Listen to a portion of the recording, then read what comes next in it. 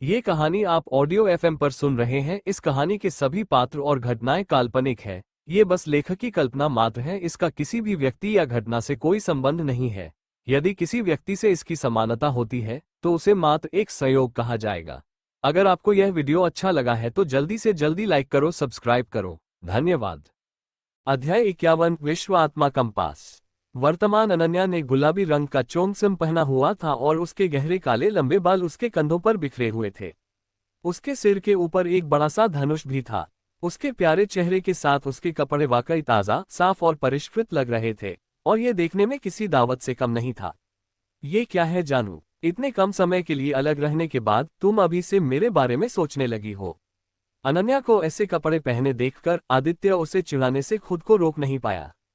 क्या तुम मुझ पर विश्वास करते हो? अगर तुमने मुझे फिर से डार्लिंग कहा तो मैं तुम्हारा मुंह फाड़ दूंगी। अनन्या ने दांत पीस लिए और उसका प्यारा चेहरा तुरंत उग्र हो गया। लेकिन आदित्य ने जो देखा उससे अनन्या और भी प्यारी लग रही थी, इसलिए वह हंसा और बोला, तुम मुझे तुम्हें डार्लिंग कहने की इजाजत क्यों नहीं देती? मैं तुम्हारा प्रेमी हूं, कमीने। अनन्या के बर्फ जैसे सफेद हाथों ने आदित्य की बांह पकड़ ली। उसकी दो उंगलियां चिमटे जैसी थीं और अचानक आपस में उलझ गईं। आदित्य का चेहरा तुरंत मुड़ गया, उसका मुंह खुल गया और फिर एक चीख निकली जो भूतों के विलाप और भेड़ियों के गरजने जैसी थी, जो मधुशाला में गूंज उठी। आह टिल्डर टिल्डर टिल्डर टिल्डर टिल्डर। कुछ ही देर बाद वे दोनों प्राचीन शहर की सड़क पर दिखाई दिए। तो पता चला कि यहाँ बहुत सारे विशेषज्ञ जमा हो गए थे। कुछ लोगों ने व्यापार का मौका देखा और कब्र की खबर का इंतजार करते हुए अजीबोगरीब लेकिन अनमोल खजाने निकालकर बेच दिए। जब अनन्या को इस बारे में पता चला तो उत्सुकतावश जो अच्छा समय बिताना चाहती थी, उसने आदित्य को खींच लिया और उसके पास आ गई। इस समय वे दोनों प्राचीन मार्ग पर थे। आदित्य जैसा मूर्ख बालक अनन्या जैसी सुंदरी का पीछा कर रहा था और इस कारण उसकी प्रशंसा और ईर्ष्या से भरी निगाहें उस पर पड़ गईं। लेकिन जाहिर था कि आदित्य को अपनी किस्मत का अंदाजा तब नहीं था जब वो भाग्यशाली था। अपनी बांह पर हरे रंग के टुकड़े को देखते हुए आदित्य ने शिकायत भरे स्वर में कहा, अरे यार, तू बहुत ज्यादा खूंखार है। अब तो हरा हो गया है। हम देखते हैं अब तेरी हिम्मत है या नहीं मुझे छेड़ने की। अनन्या खुश होकर होंठ सिकोड़ते हुए बोली और दिल से खुशी से इधर उधर देखने लगी। बात करते करते उसने आदित्य का हाथ पकड़ लिया और एक गली के स्टॉल की तरफ भागी। बने गहनों की सारी चीजें प्रदर्शित थीं। सामग्री बहुत अनोखी थी और हर रंग जो होना चाहिए था वह वहां मौजूद था। अनन्या को ये बहुत पसंद आया और वह स्टॉल के सामने घुटनों के बल बैठ गई और फिर गंभीरता से गहने चुनने लगी। स्टॉल खोलने वाली बुजुर्ग महिला बेहद खुश हुई और उसने अनन्या को सामान से परिचित कराना शुरू कर दिया। उस महिला की शरारती मुस्कान और चेहरे को देखकर आदित्य ने उसकी तारीफ की। चालाक बिजनेस वुमन। जब आदित्य उब गया तो उसने एक और नजर दौड़ाई और देखा कि पास में एक बूढ़ा आदमी लेटा हुआ है। वह बूढ़ा आदमी बहुत गंदा था। किसी को पता नहीं था कि उसके बाल कितने दिनों से धुल रहे थे और वे गुच्छों में चिपके हुए थे। उसका पूरा चेहरा धूल से सना हुआ था। उसके कपड़ों पर जगह जगह धब्बे थे और धब्बों के अंदर और भी धब्बे थे।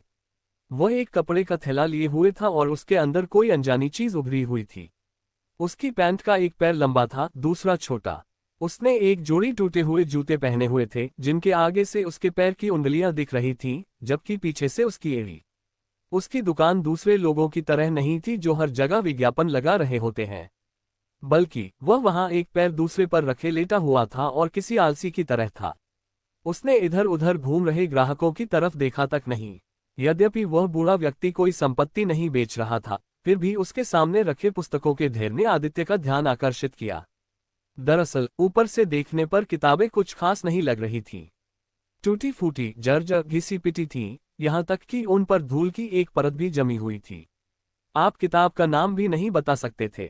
लेकिन आध्यात्मिक शक्ति वाले आदित्य ने पाया कि पुस्तकों के ढेर में एक पुस्तक ऐसी थी जिसमें एक अजीब उतार चढ़ाव था। बूढ़े आदमी, आप ये किताबें कैसे बेच रहे हैं? आदित्य ने पास जाकर पूछा। बूढ़े ने अपना सिर भी नहीं उठाया। उसने आदित्य की ओर एक आकृति बढ़ाई जिसमें एक लिखा था, एक तांबे का सिक्का। आदित्य ने कोशिश की। हाँ, क्या एक तांबे का सिक्का किसी भिखारी के खाने के लिए भी काफी है? आदित्य की बात सुनकर बूढ़ा आदमी फुसफुसाकर उठ बैठा और गुस्से से भर गया। बूढ़े, तो तुम्हें एक तय चांदी चाहिए। हालांकि आदित्य ऊपर से विनम्र था पर मन ही मन कोस रहा था। तुम्हारे जैसे रूप रंग को देखते हुए अगर तुम खुद को भिखारी भी कहोगे तो तुम भिखारियों का अपमान कर रहे होगे। एक आध्यात्मिक मन का और आप सब कुछ ले सकते हैं। बूढ़े आदमी ने ये शब्द बहुत स्पष्ट रूप से कहे। धिक्कार है, इसे चुरा क्यों नहीं लेते? इन टूटी किताबों के इतने पैसे लेते हो। ये सुनते ही आदित्य को भी गुस्सा आ गया, लेकिन बूढ़े को कोई फर्क नहीं पड़ा। वो फिर जमीन पर लेट गया और एक वाक्य बोला, ले लो या छोड़ दो। इसके बाद वह मन ही मन बुदबुदाया, मेरी किताबें मेरे पूर्वजों से विरासत में मिली हैं। उनमें से कुछ में जरूर कोई खजाना होगा, लेकिन बात बस इतनी है कि आम लोग इनमें फर्क नहीं देख पाते। अगर ये दिन सहन करना मुश्किल न होता तो मैं इन किताबों को कभी बेचने नहीं जाता। पूर्वज, तुम तो बहुत ही हास्यास्पद हो। तुम्हारे पूर्वज कौन हैं? उसी समय अनन्या भी वहां आ गई। मेरे पूर्वज एक बहुत ही खास जगह से आए थे। वह एक विश्व अध्यात्मवादी हैं। बूढ़े आदमी ने गर्व से कहा। विश्व अध्यात्मवादी? क्या शेखी बघार रहा है? अनन्या को स्पष्टतः उस पर विश्वास नहीं हुआ। आप इस पर विश्वास कर सकते हैं या नहीं? अंत में कोई ऐसा व्यक्ति जो जानता है कि वह क्या कर रहा है, इसे खरीदेगा। बोलते बोलते उसने अपनी आंखें बंद कर ली। बूढ़े की बातें सुनकर आदित्य का दिल बैठ गया। अगर उसकी बात सच थी तो आदित्य को जो महसूस हुआ वह शायद किसी विश्व प्रेतवादी का अवशेष था। अनन्या, क्या तुम्हारे पास कोई आध्यात्मिक मन का है? मुझे एक उधार दो। आदित्य ने दांत पीसते हुए अनन्या से कहा। तुम क्या कर रही हो? क्या तुम सच में इस बूढ़े आदमी के झांसे में आ जाओगी? ये देखकर अनन्या थोड़ी हिचकिचाई। अगर तुम्हारे पास एक है तो कृपया मुझे उधार दे दो। आदित्य ने अनन्या की ओर हाथ बढ़ाया। तुम बेवकूफ हो, मैंने तुम्हें इतना बेवकूफ कभी नहीं देखा। हालांकि उसने ऐसा कहा, फिर भी अनन्या ने अपनी कमर के पास से एक आध्यात्मिक मनका निकाला और आदित्य को दे दिया।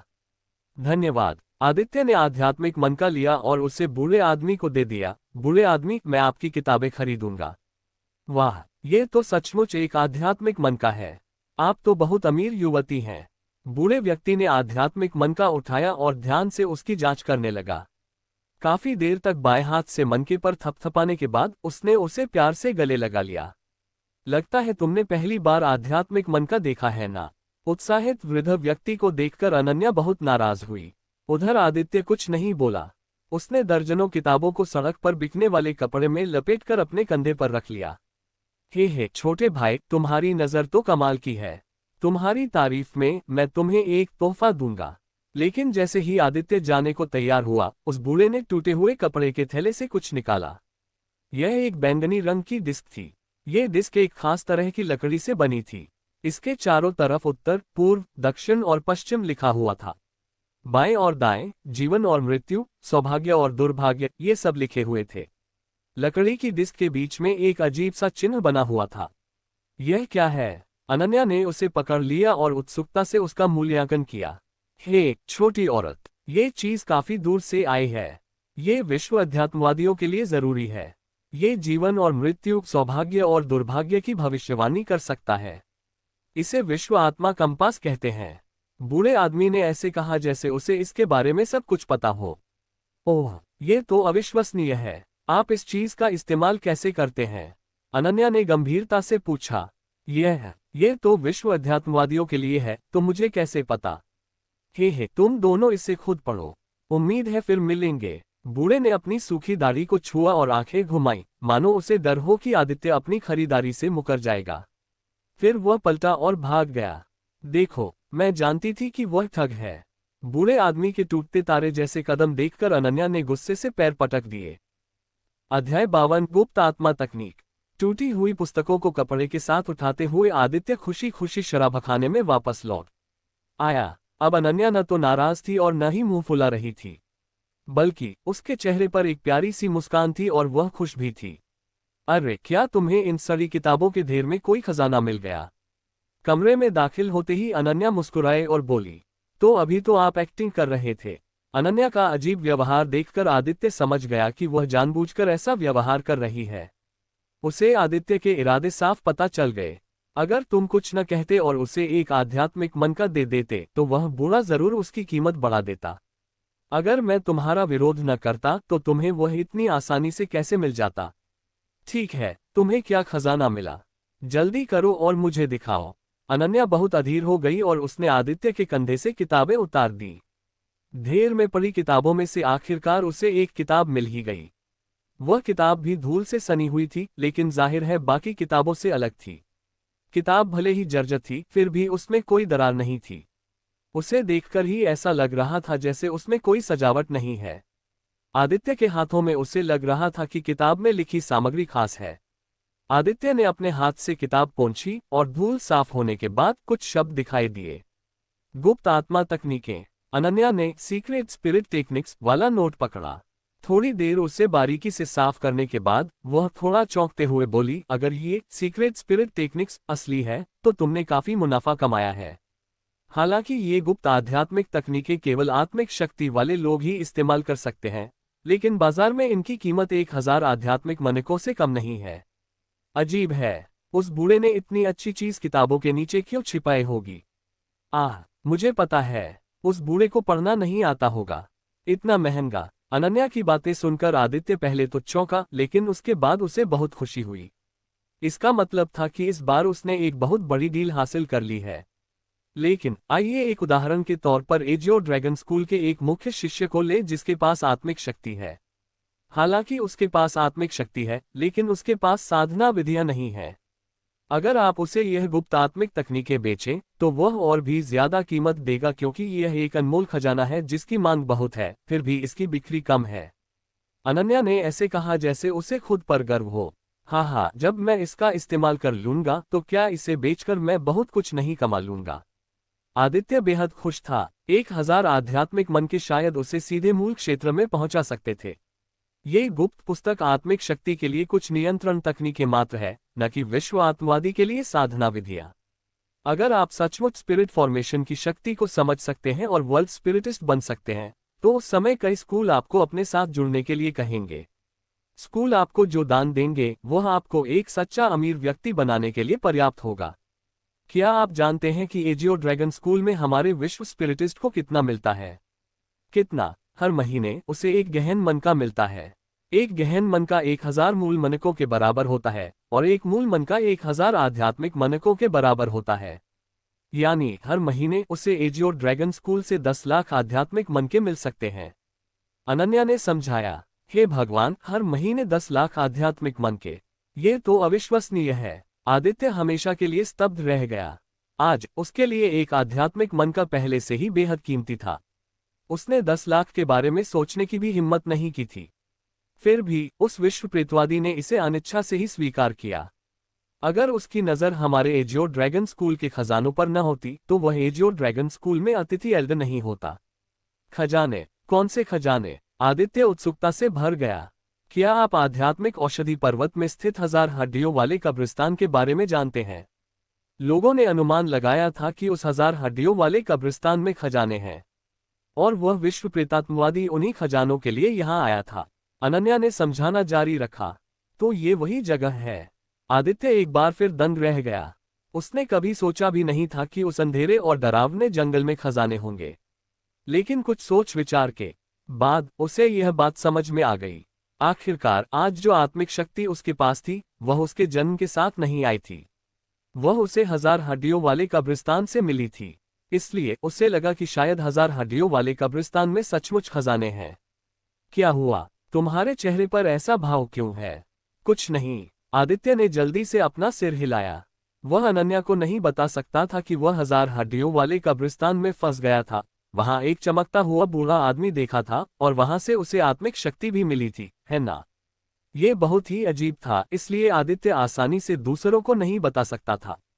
ठीक है, मैं देख सकता हूं कि आप वास्तव में इस गुप्त आत्मा तकनीक को आजमाना चाहते हैं, इसलिए मैं आपको और परेशान नहीं करूंगा। अनन्या ने आदित्य को गुप्त आत्मा तकनीकें लौटा दी और आदित्य को देने के लिए अपनी कमर के पस से कुछ निकाला। लो, मेरे साथ टहलने के लिए ये तुम्हारा इनाम है। उसे देखते ही आदित्य को अनन्या की हथेली में एक बोरी जैसी चीज दिखाई दी। लेकिन जाहिर था कि वह कोई साधारण बोरी नहीं थी, क्योंकि उसमें इस्तेमाल होने वाली सामग्री बहुत खास थी और उसकी सतह पर कई प्रतीक भरे हुए थे। उस वस्तु को देखने के बाद आदित्य ने तुरंत ठंडी सांस ली और कहा, एक कॉस्मोस बोरी।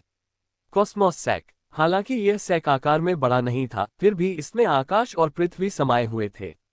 इसमें बिना किसी अतिरिक्त भार के हर तरह की चीजें रखी जा सकती थीं। ये चीजें रखने का जादुई उपकरण था। लेकिन कॉस्मोस सेक का निर्माण बेहद जटिल था, इसलिए इसकी कीमत बहुत ज्यादा थी। यह ऐसी चीज नहीं थी जिसका इस्तेमाल आम लोग कर सकें। भैरवनाथ पहले भी एक खरीदना चाहते थे, लेकिन अंत में कीमत बहुत ज्यादा होने के कारण उन्होंने इसे छोड़ दिया। आदित्य के लिए यह एक फिजूल खर्ची वाली चीज थी, फिर भी अनन्या उन्हें दे रही थी। क्या देख रहे हो, जाओ और खेती करो। अनन्या ने कॉस्मोस सेक आदित्य के हाथ में रख दिया और जाने के लिए तैयार हो गई। अनन्या, तुम मेरे साथ इतनी अच्छी क्यों हो? कॉस्मोस सेक को अपने हाथों में पकड़े हुए आदित्य की नजर अनन्या की ओर प्रशंसा से भरी हुई थी। कोई वजह नहीं, बात बस इतनी है कि विंग्स अलायंस के हर सदस्य के पास एक है और सिर्फ तुम्हारे पास नहीं है। इसलिए ये तुम्हें बुरी हालत में पड़ने से बचाने के लिए है। कुछ दिनों बाद जब कब्र खुलेगी तो तुम 2 बड़े बैग तो नहीं उठा सकते जैसे तुमने स्पिरिचुअल मेडिसिन हंट में उठाए थे, है ना? अगर ऐसा हुआ तो अजीब होगा अगर कोई तुम्हें लूट न ले। अनन्या मुस्कुराए और आदित्य को कोई जवाब नहीं दिया। लेकिन कमरे से बाहर निकलते ही उसने पीछे मुड़कर कहा, अगर तुम्हें समझ नहीं आ रहा कि क्यों, तो तुम इसे ऐसे समझ सकते हो कि मैं तुम्हें फंसाने की कोशिश कर रही हूँ।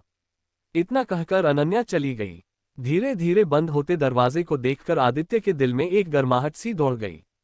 वजह चाहे जो भी हो, अनन्या ने वाकई उसके साथ अच्छा व्यवहार किया। बिस्तर पर पालथी मारकर बैठे आदित्य ने अधीरता से गुप्त आत्मा शक्ति तकनीकें खोली। तभी उन्हें इस बात की पुष्टि हुई कि ये तकनीकें वास्तव में आत्मा शक्ति को नियंत्रित करने में मदद करती हैं। यह आत्मिक शक्ति को विचरण करने और वस्तुओं का बारीकी से निरीक्षण करने की अनुमति दे सकता था। जब तक आत्मिक शक्ति पर्याप्त रूप से प्रबल थी, तब तक यदि कोई अपनी आभा छिपा भी ले तो भी वह उसकी वास्तविक शक्ति को देख सकता था। जो लोग इसका अच्छा इस्तेमाल करते थे, वे निराकार आत्मिक शक्ति से अपने प्रतिद्वंदी की चेतना को विचलित कर सकते थे। युद्ध में इसके अकल्पनीय उपयोग थे। संक्षेप में, सीक्रेट स्पिरिट टेक्निक्स पुस्तक निश्चित रूप से एक अच्छी चीज थी। आदित्य के लिए भविष्य में इसके बहुत काम आने वाले थे। अध्याय 53 प्रतीकों का मानचित्र। गुप्त आत्मा तकनीक की साधना विधियों का पालन करते हुए आदित्य ने अपनी आत्मा शक्ति पर नियंत्रण का प्रशिक्षण शुरू किया। खाने पीने और सोने के अलावा हर दिन और हर पल वह इसका अध्ययन कर रहा था। जैसे जैसे आदित्य लगन से साधना करता गया, प्राचीन नगरी में और भी लोग आने लगे। अंत में प्राचीन नगरी में भीड़भाड़ हो गई और बहुत से लोग केवल नगरी के बाहर ही खड़े रह सकते थे। जैसा कि अनन्या ने अनुमान लगाया था, एजियो ड्रैगन स्कूल के लोग भी आए। हालांकि एजियो ड्रैगन स्कूल के लोग 1000 पवन स्कूल के लोगों से ज्यादा नहीं थे, फिर भी वे सभी मुख्य बुजुर्ग और मुख्य शिष्य थे। स्कूल के कुलीन लोग। इसके बाद और भी शक्तियां आईं। प्राचीन नगर सचमुच एक ऐसी भूमि बन गया जहां सभी एक दूसरे से घुल मिल गए। लगभग हर दिन संघर्ष होते थे और स्थिति को देखते हुए आदित्य को पता था कि जब कब्र खोली जाएगी तो खूनी संघर्ष होगा। तारांकन, भिनभिनाना तारांकन। उसी समय आदित्य खिड़की के पास खड़ा होकर सड़क पर 1000 पवन विद्यालय के एक बुजुर्ग को देख रहा था। अचानक उसकी आंखें खुल गईं और उसके मुंह पर एक हल्की सी मुस्कान आ गई। आत्मिक क्षेत्र का 9वां स्तर। ये 1000 पवन विद्यालय का बुजुर्ग बहुत साधारण है। कुछ दिनों की साधना के बाद आदित्य ने आत्मिक शक्ति के नियंत्रण के तरीकों को कुशलता से समझ लिया था। जब तक उसके और प्रतिद्वंद्वी के बीच की शक्ति बहुत ज्यादा नहीं थी, आदित्य उनकी साधना को भांप सकता था। अगर मैं इस पर आत्मा की शक्ति डाल दूं तो क्या मैं इसे सही ढंग से हिला पाऊंगा? खिड़कियां बंद करते हुए आदित्य ने विश्व आत्मा कंपास को बाहर निकाला। इन दिनों आदित्य ने आत्मा की तकनीकों को पढ़ने के अलावा, जब तक कि वह उनसे परिचित न हो जाए, उस बूढ़े व्यक्ति से मिली दूसरी किताबें भी देखीं। उनमें से कुछ दरअसल एक विश्व प्रेतात्मवादी के नोट्स थे और उन पर विश्व आत्मा कंपास के उपयोग दर्ज थे। आदित्य ये भी जानता था कि विश्व आत्मा कंपास एक खजाना है। अगर वह विश्व आत्मा कंपास का इस्तेमाल करता तो वह किसी युद्ध में जीने के अवसर का पता लगा सकता था या किसी भूल भुलैया में रास्ता ढूंढ सकता था। सरल शब्दों में, ये एक खजाने की खोज का एक उपकरण था। तारांकन बज्जा तारांकन। आदित्य ने अपना मन हिलाया और उसके मस्तिष्क से एक निराकार आत्मिक शक्ति का धागा फूट पड़ा। यह एक अदृश्य छोटे सांप की तरह था जो हवा में विचरण कर रहा था। अंत में यह विश्व आत्मा कंपास में विलीन हो गया। तारांकन whoosh whoosh whoosh tilde tilde tilde. जैसे ही आत्मा शक्ति उसमें विलीन हुई, विश्व आत्मा कंपास पर लिखे शब्द मंद मंद चमकने लगे। यहां तक कि वह विश्व आत्मा कंपास से निकलकर हवा में तैरने लगा। फिर वह विश्व आत्मा कंपास के चारों ओर तेजी से चक्कर लगाने लगा। यह सचमुच एक खजाना है। यह देखकर आदित्य खुश हुआ। वह जानता था कि यह विश्वात्मा कंपास ही असली चीज है। अगर वह इसे कब्र में ले जाता तो निश्चित रूप से इसके अकल्पनीय उपयोग होते। आखिर किसी गहन क्षेत्र के विशेषज्ञ की कब्र में बिना सोचे समझे ये तो पता ही चल जाता है कि वह तंत्रों से भरी होगी और हर जगह खतरा होगा। यही वजह थी कि सभी प्रकार की शक्तियां अपने सर्वश्रेष्ठ विशेषज्ञों को वहां भेजती थीं। आदित्य के पास विश्व आत्मा कंपास था, इसलिए भले ही उसकी शक्ति पर्याप्त न हो, कम से कम उसके पास कुछ अवसर होंगे और वह कब्र में खुद को बचाने में सक्षम होगा। फुसफुसाहट आदित्य ने विश्व आत्मा कंपास को ब्रह्मांडीय थैली में ठूंस दिया। थैली पर लगे प्रतीकों ने घूमकर अपने से कई गुना बड़े विश्व आत्मा कंपास को अंदर खींच लिया। यही ब्रह्मांडीय थैली का रहस्य भी था। आदित्य ने संतोष से बोरी को कमर पर थपथपाया और बिस्तर पर लेट गया। लेकिन अचानक उसकी आंखें चमक उठीं और उसे अपनी छाती पर 1000 हड्डियों वाले कब्रिस्तान से आए अजीबोगरीब चिन्ह याद आ गए। मुझे आश्चर्य है कि क्या मैं इस चीज की जांच करने के लिए आत्मा की शक्ति का उपयोग कर सकता हूं। इस बात पर विचार करते हुए आदित्य ने इसे नजरअंदाज नहीं किया और उसकी आत्मिक शक्ति की एक किरण उसकी छाती के प्रतीकों में समा गई। यह ज्यादा महत्वपूर्ण नहीं था, लेकिन उन अजीब प्रतीकों में सचमुच थोड़ी बहुत गति जरूर थी।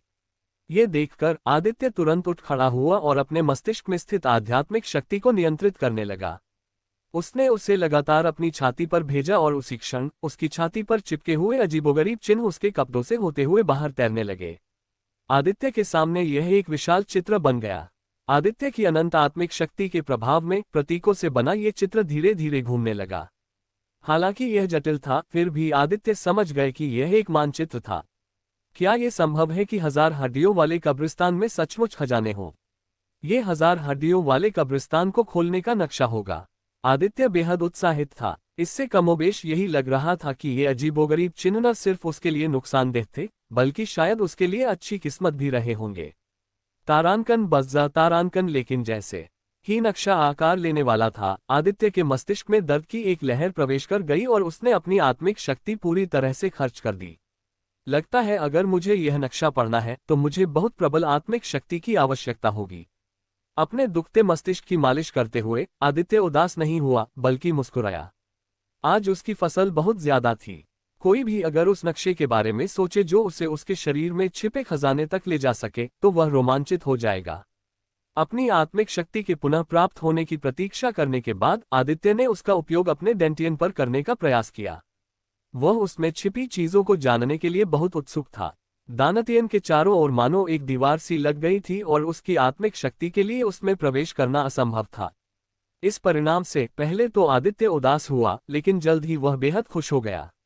डेंटियन को नहीं देख सकती थी, तो इसका मतलब ये भी था कि आत्मिक शक्ति वाले दूसरे लोग भी उसके डेंटियन को नहीं खोज सकते थे। इसके साथ ही उसके डेंटियन में छिपी दिव्य बिजली का रहस्य किसी को भी पता नहीं चल पाता।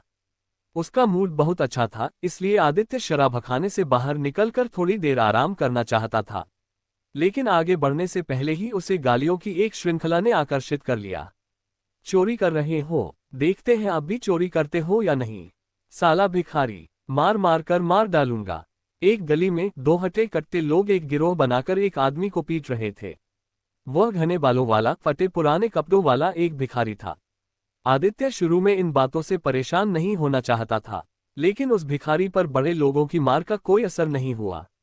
वह अपने काम से काम रख रहा था और हाथ में रोटी लिए खा रहा था। जिज्ञासावश आदित्य ने अपनी आत्मिक शक्ति फैलाई। जब वह भिखारी में पहुंची तो उन्हें एक परिणाम मिला। वह एक साधारण व्यक्ति था जिसने पहले कभी साधना नहीं की थी।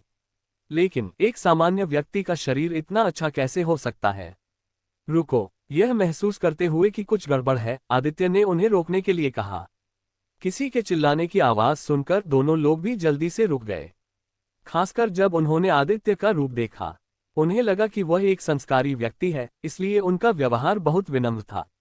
क्या हो रहा है? आदित्य ने पूछा। इस भिखारी ने हमारी रोटी चुरा ली, उनमें से एक ने जवाब दिया। चोरी हुई रोटी का दाम मैं चुका दूंगा। और जाओ, 10 और सिक्के भी यही ले आओ। आदित्य ने उस बड़े आदमी को कुछ तांबे के सिक्के दिए। हाँ, बड़े लोग धीमे नहीं चले और जल्दी से 10 बंस ले आए और फिर चतुराई से चले गए।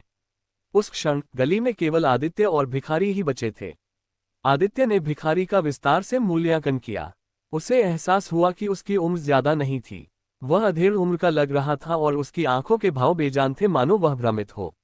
अगर आदित्य उसे बंस दे देता तो वह उन्हें खा लेता, अगर वह भिखारी को नहीं देता तो वह उन्हें नहीं लेता। लेकिन वह आदित्य के हाथों में बंस को नीरसता से देखता और लगातार लार टपकाता रहता। ये है। ठीक उसी समय आदित्य की पुतली अचानक बड़ी हो गई। उसे आश्चर्य हुआ कि उस विशालकाय व्यक्ति के माथे पर एक अजीब सा निशान था।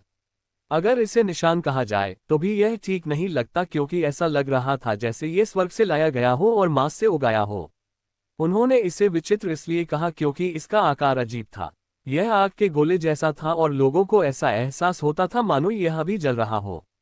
जिज्ञासावश आदित्य ने अपनी उंगली बाहर निकाली और उस ज्वाला जैसे निशान को छूना चाहा। आप क्या कर रहे हो? लेकिन जैसे ही आदित्य ने उस निशान को छुआ, वह बड़ा सा व्यक्ति अचानक ऐसे चिल्लाया जैसे वह कोई और ही इंसान हो। एक हाथ, जो स्टील के सीप जैसा था, ने आदित्य की कलाई को मजबूती से पकड़ लिया। उसी क्षण आदित्य का चेहरा पूरी तरह बदल गया और उसने मन ही मन कोसा। उसे साफ महसूस हो रहा था कि उस व्यक्ति की हथेली से भयानक, दमघोंटू दबाव की परतें निकल रही थीं। ये दबाव उसके शरीर में समा रहा था और अगर ये दबाव ऐसे ही जारी रहा तो कुछ ही पलों में उसका शरीर फट जाएगा और उसकी मौत हो जाएगी। अध्याय 54 पागल भिखारी। भारी दबाव विशाल लहरों जैसा था। एक के बाद एक लहरें लगातार आदित्य के शरीर में उमड़ रही थीं। वह डरावनी शक्ति आदित्य के अंगों को कुचलने और फाड़ने वाली थी और हड्डियों को छेदने वाले दर्द से आदित्य चिल्लाना चाहता था। लेकिन अजीब बात यह थी कि कोई आवाज नहीं बन रही थी, मानो उसकी आवाज छीन ली गई हो। उस शक्ति के आगे उसने अपनी प्रतिरोध करने की सारी क्षमता खो दी। यह आप है। ठीक उसी समय भिखारी डर के मारे चिल्लाया, मानो उसे किसी चीज का डर लग गया हो। उसने न सिर्फ आदित्य की कलाई ढीली कर दी, बल्कि सीधा पीछे हटता रहा जब तक कि वह दीवार के कोने पर टिक नहीं गया। तभी उसने अपना शरीर नीचे झुकाया और उस कोने में सिमट गया। कभी कभी वह आदित्य की तरफ देखता, लेकिन जितना ज्यादा देखता उतना ही ज्यादा डरता। आखिरकार उसने दोनों हाथों से अपना सिर पकड़ लिया और कांपने लगा। आदित्य को समझ नहीं आ रहा था कि इस बदलाव का सामना करते हुए क्या करे। घूमकर देखने पर उसे आधी परछाई भी नजर नहीं आई। इसका मतलब ये भी था कि भिखारी उससे बात कर रहा था। लेकिन इससे आदित्य को लगा कि कुछ गड़बड़ है, इसलिए उसने हिम्मत जुटाई, पास गया और पूछा, क्या तुम मुझे जानते हो? इधर मत आना। मैं तुमसे विनती करता हूँ, मुझे माफ कर दो। तुम जो चाहते थे वो मैं पहले ही कर चुका हूँ। मुझे माफ कर दो, मैं अभी मरना नहीं चाहता। लेकिन आदित्य के पास पहुंचने से पहले ही भिखारी चिल्लाने लगा। अचानक उसने अपनी बड़ी आस्तीन लहराए और तेज हवा चलने लगी। जब यह अजीब हवा चली तो आदित्य को आश्चर्य हुआ कि भिखारी तो गायब हो गया था और उसका कोई निशान भी नहीं बचा था। उस पल आदित्य के चेहरे पर बेहद उलझन थी। वह मन ही मन स्तब्ध था, क्योंकि अभी अभी के दृश्य में कोई भी देख सकता था कि वह पागल भिखारी साधना में एक विशेषज्ञ था। वह एक सच्चा विशेषज्ञ था, इतना प्रबल कि वह अप्रत्याशित था और ये तय नहीं कर पा रहा था कि वह किस स्तर पर है। लेकिन जिस बात ने आदित्य को सबसे ज्यादा चौंकाया वह ये थी कि भिखारी उसे पहचानता था और उससे डरता था। हालांकि उसे इसकी खास वजह तो नहीं पता थी, लेकिन मन ही मन उसे लग रहा था कि शायद भिखारी उसकी पहचान जानता होगा। अपनी पहचान के लिए उसके पिता नीलेश ने पहले कभी इसका जिक्र नहीं किया और आदित्य ने भी कभी पूछा नहीं। उसे हमेशा लगता था कि चूंकि उसके माता पिता उसे छोड़ गए हैं, इसलिए उसे उनकी तलाश करने की कोई जरूरत नहीं है। आखिरकार ऐसे माता पिता ढूंढने लायक ही नहीं होते। लेकिन जब वह भिखारी से मिला तो उसकी सोच पूरी तरह बदल गई। इतनी प्रभावशाली साधना वाला भिखारी पागल कैसे हो गया? उसका उससे क्या रिश्ता था? उसके माता पिता कौन थे? या शायद कई साल पहले कुछ हुआ था? आदित्य के दिमाग में तरह तरह के सवाल लहरों की तरह उमड़ रहे थे और उसकी अपनी पहचान के प्रति जिज्ञासा बढ़ती जा रही थी। उसे लग रहा था कि सब कुछ उतना आसान नहीं होगा जितना उसने सोचा था, और उसकी अपनी पहचान भी शायद उतनी आसान नहीं होगी जितनी उसने भविष्यवाणी की थी। अरे, मैं तुम्हें बहुत देर से ढूंढ रही थी। तुम यहाँ क्यों आए? लेकिन तभी एक मीठी सी आवाज गूंजी। गली के दरवाजे पर अनन्या खड़ी थी और उसे देख रही थी। वह भी तेजी से उसकी तरफ बढ़ी, मानो कोई जरूरी काम हुआ हो। क्या हुआ? ये देखकर आदित्य ने जल्दी से अपनी भावनाओं को नियंत्रित किया और मुस्कुराते हुए पूछा। कब्र की जगह पहले ही घोषित हो चुकी थी। अभी तो तरह तरह की शक्तियां वहां दौड़ रही हैं। हमें भी जल्दी से वहां जाना होगा, वरना बचा हुआ खाना भी नहीं मिल पाएगा। अनन्या के चेहरे पर बेचैनी साफ दिखाई दे रही थी और वह आदित्य को घसीटते हुए वहां ले गई। बिल्कुल वैसा ही हुआ जैसा अनन्या ने कहा था। मकबरे का नक्शा आखिरकार घोषित कर दिया गया, और हालांकि किसी को नहीं पता था कि नक्शे का उद्घोषक कौन है, फिर भी उन्हें यकीन था कि नक्शों की बिक्री से ही उस व्यक्ति को भारी मुनाफा हुआ होगा। हर जगह से शक्तियां शान से इकट्ठा हुईं। सभी ने कब्र की ओर तेज गति से बढ़ना शुरू कर दिया। उस समय शक्तियों से बारूद की गंध और भी तेज होती जा रही थी, खासकर नीला ड्रैगन स्कूल और हजार पवन स्कूल के बीच छोटे बड़े संघर्ष लगातार होते रहे। इससे आदित्य खुद को भाग्यशाली महसूस कर रहा था। भाग्यशाली कि उसने अनन्या की बात मान ली और एजियो ड्रैगन स्कूल के कपड़े नहीं पहने, वरना अपनी ताकत के बल पर अगर वे हजार पवन स्कूल की नजर में आ जाते तो शायद मर ही जाते। वहां देखो, ये हमारे एजियो ड्रैगन स्कूल के मुख्य शिष्य हैं। ये लोग फिर से क्यों लड़ रहे हैं? ये तो अभी तक कब्र में भी नहीं गए। अगर सचमुच खजाना मिल जाता तो क्या ये खून की नदी नहीं बन जाती? रेगिस्तान में आदित्य और समूह ने एक अन्य एजियो ड्रैगन शिष्य को 1 दर्जन या उससे अधिक हजार पवन स्कूल के शिष्यों के साथ संघर्ष करते देखा। एजियो ड्रैगन स्कूल के शिष्य ने नीला वस्त्र पहना था और यह स्पष्ट था कि वह एक मुख्य शिष्य था। हालांकि हजार पवन स्कूल के शिष्यों को संख्याबल में बढ़त हासिल थी, फिर भी वे सभी आंतरिक दरबार के शिष्य थे। मुख्य शिष्य के पास 8वें स्तर की साधना थी, रहस्यमय तकनीकों में प्रशिक्षित था और वह 4थे दर्जे के कौशल भी जानता था। इसलिए भीड़ का सामना करते हुए उसे पूर्ण लाभ प्राप्त था।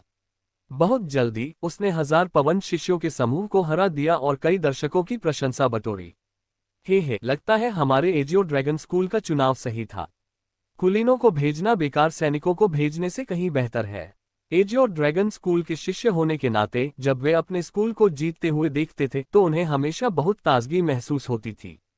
उनके काम में दखल मत दो, हम तो बस राहगीर हैं। लेकिन जो अनन्या आमतौर पर इस चहल पहल का आनंद लेती थी, उस समय उसका व्यवहार बिल्कुल उलट था। उसने रुककर देखा तक नहीं बल्कि अपने कदम तेज कर दिए। अनन्या और उस चिल्लाहट के साथ लोगों को पता चल गया कि एजियो ड्रैगन स्कूल का मुख्य शिष्य वास्तव में अनन्या को जानता था।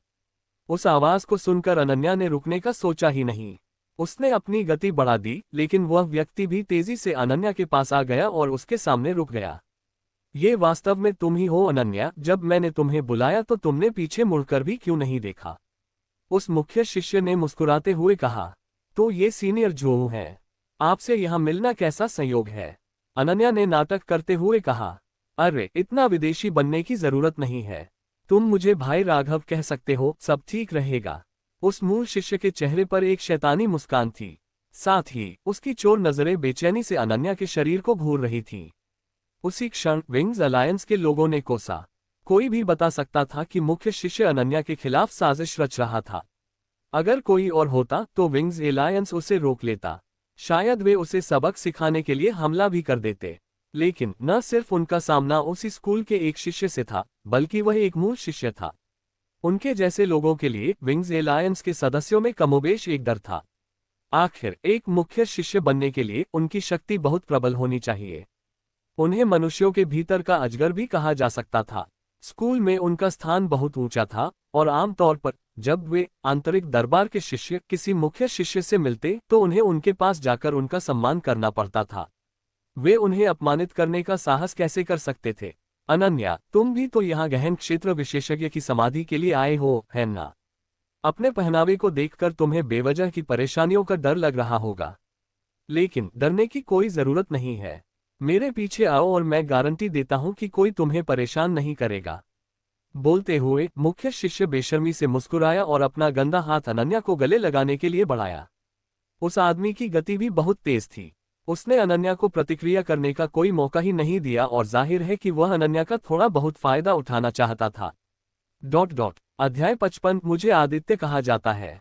लेकिन जैसे ही वह अपना काम करने जा रहा था, आदित्य अचानक अनन्या के पास आ गया और उसे अपनी बाहों में ले लिया, मुख्य शिष्य के गंदे हाथों से बचते हुए। उस दृश्य ने उस मुख्य शिष्य का चेहरा ही बदल दिया। उसकी आंखों से 2 ठंडी किरणें तुरंत निकल पड़ीं। उस नजर ने उसे वहीं आदित्य को मार डालने का मन कर दिया। लेकिन आदित्य ने उसे अनदेखा कर दिया और गले लगी अनन्या को देखते हुए हंसते हुए कहा, प्रिय, क्या तुम उसे जानती हो? ये देखकर अनन्या ने प्यार से मुस्कुराते हुए कहा, कुछ ज्यादा परिचित नहीं है। ओह, आगे से अनजान लोगों से बात मत करना। लड़कियों को ध्यान देना चाहिए। आदित्य बोलते हुए अनन्या के बालों पर हाथ फेर रहा था और उसे जरा भी परवाह नहीं थी कि मुख्य शिष्या क्या महसूस कर रही है। मैं समझती हूँ। अनन्या ने भी ऐसे जवाब दिया जैसे वे दोनों सचमुच प्रेमी युगल हों। लड़के, तुम कौन हो? मुख्य शिष्य का चेहरा पीला पड़ गया। उसने बलपूर्वक अपना क्रोध सहन किया, आदित्य की ओर इशारा करके पूछा। वह बड़ी मुश्किल से यहाँ आया था और संयोग से उसकी मुलाकात नन्ही सी खूबसूरत अनन्या से हुई। शुरू में तो उसने सोचा था कि वह उसका थोड़ा बहुत फायदा उठा लेगा, लेकिन उसने कभी सोचा भी नहीं था कि अचानक ही ये लड़का सामने आ गया। उसे बहुत बुरा लगा। और आप कौन हैं? आदित्य ने कोई जवाब नहीं दिया, बल्कि अहंकार से पूछा। मैं कौन हूँ? मैं एजियोर ड्रैगन स्कूल का एक मुख्य शिष्य हूँ, राघव। ओह, आप राघव हैं। वह मैं हूँ। आपके बारे में कभी नहीं सुना। आप? उस समय मुख्य शिष्य राघव की तो बात ही छोड़िए, आसपास के विंग्स अलायंस के सदस्य भी सदमे से दंग रह गए। आदित्य की हिम्मत बहुत बढ़ गई थी। उसने अपने मुख्य शिष्य का चेहरा इस तरह नोचने की हिम्मत की, और यह बात उसने जोर से भी कही ताकि सब सुन सकें। आदित्य के लिए एक बड़ी मुसीबत आने वाली थी। तुम मरना चाह रहे हो? सचमुच? राघव ने सचमुच हमला करना शुरू कर दिया। उसने अपना हाथ घुमाया और उसकी कठोर और मजबूत हथेली हवा की आवाज के साथ आदित्य के चेहरे की ओर मुड़ी। उसी क्षण अनन्या ने भौहें चढ़ाईं, अपनी आध्यात्मिक ऊर्जा को घुमाया और हमले के लिए तैयार हो गई। लेकिन उसे एक गर्म शक्ति का एहसास हुआ जिसने उसे दूर धकेल दिया। वह आदित्य था। तारांकन फुसफुसाहट। अनन्या को धक्का देकर आदित्य ने अपना सिर एक तरफ झुका लिया और राघव के थप्पड़ से बच निकला। लगभग उसी समय वह आगे बढ़ा, अपनी मुक्का आगे बढ़ाया और राघव की छाती पर जा लगा। यह आदमी। ये देखकर कि आदित्य ने न केवल उसके हमले को चकमा दिया, बल्कि उस पर इतना तेज प्रहार भी किया, राघव को बहुत धक्का लगा। उसने जल्दी से रहस्यमय तकनीक अपनाए और अपनी आध्यात्मिक ऊर्जा घुमाए, फिर एक मुक्का भी मारा जो आदित्य की मुट्ठी से टकराया। धमाका, दोनों मुट्ठियां टकराईं और तेज बल के कारण दोनों कुछ कदम पीछे हट गए। हालांकि आदित्य का चेहरा शांत था, राघव का चेहरा पूरी तरह बदल गया। आत्मा लोक का छठा स्तर। छठे स्तर के एक लड़के ने उस पर जोरदार मुक्के बरसाए, फिर भी दोनों में से किसी को कोई फायदा नहीं हुआ। उसके हाथ में सुन्नापन सा महसूस हो रहा था और इससे उसे पता चल रहा था कि उस युवक का शरीर वाकई कुछ खास है, मानो स्टील की नसें और लोहे की हड्डियां हों। तुम तो वाकई बहुत कुशल हो बेटा, क्या तुम अपना नाम बताने की हिम्मत करोगे? ये जानने के बाद कि आदित्य कोई साधारण इंसान नहीं है, राघव ने दोबारा हमला नहीं किया। इसके बजाय उसने आदित्य से सवाल किया। मैं अपना नाम नहीं बदलता, चाहे मैं बैठा रहूं या खड़ा। एजियोर ड्रैगन स्कूल के आंतरिक दरबार के शिष्य मुझे आदित्य कहते हैं। आदित्य ने अपना सिर ऊंचा और छाती बाहर निकालकर जोर से अपना नाम बताया। आदित्य, बहुत बढ़िया, मैंने तुम्हें याद रखा। एक प्रमुख शिष्य से मिलने के बाद तुम, एक साधारण आंतरिक दरबारी शिष्य, ने न केवल मेरा सम्मान नहीं किया, बल्कि मेरा अनादर भी किया।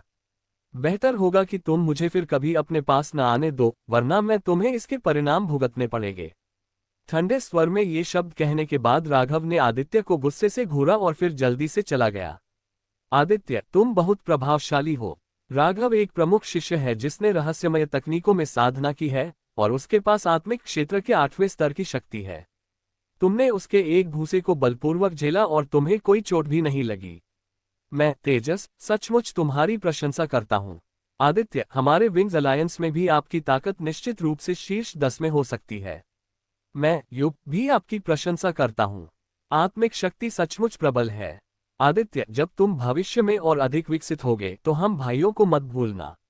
जब राघव चला गया तो देखने वाली भीड़, जो पास आने की हिम्मत नहीं जुटा पा रही थी, तेजस, युग, ड्रैगन और टाइगर भाई, सभी पास आ गए। उनके चेहरों पर प्रशंसा के भाव थे। आत्मिक क्षेत्र के 6ठे और 8वें स्तर के बीच हुए आदान प्रदान में वह शांति से हमलों का जवाब दे सकता था। वह शक्ति उन्होंने पहले कभी नहीं देखी थी, न ही कभी सुनी थी। लेकिन चौंकना तो चौंकना ही था। उन्हें आदित्य के शरीर पर ज्यादा शक नहीं था, बल्कि उन्हें लगता था कि आदित्य अपनी आत्मिक शक्ति के कारण इतना शक्तिशाली है। चलो जल्दी से आगे बढ़ते हैं। मुझे यकीन है कि मूल क्षेत्र के विशेषज्ञ पहले ही कब्र तक पहुंच चुके होंगे। अगर हम जल्दी नहीं गए तो हम बचे हुए अवशेष भी नहीं ले पाएंगे। अनन्या ने नक्शा देखा और सभी को आगे बढ़ने को कहा। जब उन्होंने अपनी यात्रा पुनः शुरू की तो अनन्या धीरे धीरे आदित्य के पास आए और धीमी आवाज में बोली, तुम सचमुच डरावने हो। क्या हुआ? आदित्य थोड़ा उलझन में था। तुमने बस श्वास तकनीक का इस्तेमाल किया, वरना तुम राघव के मुक्के को रोक नहीं पाते। हाँ, मैंने सांस लेने की तकनीक का इस्तेमाल किया। इसमें इतना डरावना क्या है? क्या आप जानते हैं कि मैंने श्वास तकनीक का प्रशिक्षण लेने में कितना समय बिताया? कितनी देर? मैंने श्वास तकनीक सीखने में पूरा 1 साल लगा दिया। लेकिन आप तो बस कुछ ही दिन इस्तेमाल करते हैं। तो क्या आप मेरी तारीफ कर रहे हैं कि मैं बहुत होशियार हूं, या आप चाहते हैं कि मैं कहूं कि आप बहुत मूर्ख हैं? कमीने! आह टिल्डर टिल्डर! एक चीख गूंजी और आदित्य की बाह पर हरे रंग का एक और टुकड़ा आ गया। तेजस और बाकी लोग उन दोनों के व्यवहार से पहले ही अभ्यस्त हो चुके थे। दरअसल लोग ये बता सकते थे कि अनन्या और आदित्य का रिश्ता सामान्य नहीं था, इसलिए भले ही वे जल्दबाजी में थे, लेकिन उन्होंने जानबूझकर दूरी बना ली ताकि उन्हें परेशानी न हो। आदित्य को देखकर, जो लगातार अपना हाथ रगड़ रहा था, अनन्या ने अपने होंठ भींचे और धीरे से कहा, धन्यवाद। किस बात के लिए धन्यवाद? आदित्य थोड़ा उलझन में था और उसे समझ नहीं आ रहा था कि लड़की क्या कहना चाह रही है। तुम एक समझदार इंसान हो, इसलिए मुझे यकीन है कि अगर तुमने राघव को नाराज किया तो भविष्य में क्या होगा, ये तुम्हें पता है।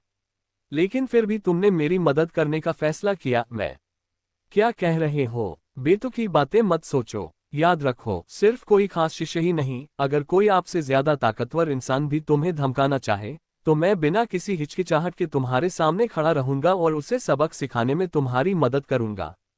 क्यों? क्योंकि तुम एक ऐसे व्यक्ति हो जिसकी मैं रक्षा करना चाहता हूं। ये कहने के बाद आदित्य ने एक चमकदार मुस्कान दी और चलना जारी रखा। लेकिन अनन्या वहीं रुक गई। उसकी खूबसूरत आंखें बिना रुके झपक रही थीं और उसके चेहरे पर भाव बहुत उलझे हुए थे। पहली बार उसे लगा कि जिस युवा को वह कुछ ही समय से जानती थी, वह सचमुच भरोसेमंद हो सकता है। हे! अचानक अनन्या के चेहरे पर एक प्यारी सी मुस्कान आ गई और अपने नन्हे हाथों को पीठ के पीछे करके वह उछल पड़ी और आदित्य का पीछा करने लगी। उसके चेहरे पर एक बेहद प्यारी मुस्कान थी और यह वाकई बेहद प्यारी थी क्योंकि यह मुस्कान उसके दिल से निकली थी। अध्याय 56। जो पास आने की हिम्मत करते हैं, वे मर जाते हैं। आदित्य और बाकी लोग नक्शे का अनुसरण करते हुए चलते रहे।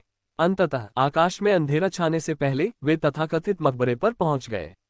उसी क्षण कब्र खुल चुकी थी। हालांकि अभी भी बहुत से लोग अंदर भाग रहे थे, लेकिन वे मूल क्षेत्र के विशेषज्ञों की आकृतियां नहीं देख पा रहे थे। इसका मतलब था कि सबसे ताकतवर लोग पहले ही अंदर आ चुके थे। तो क्या हमें केवल कुछ बचा हुआ खाना ही मिलेगा?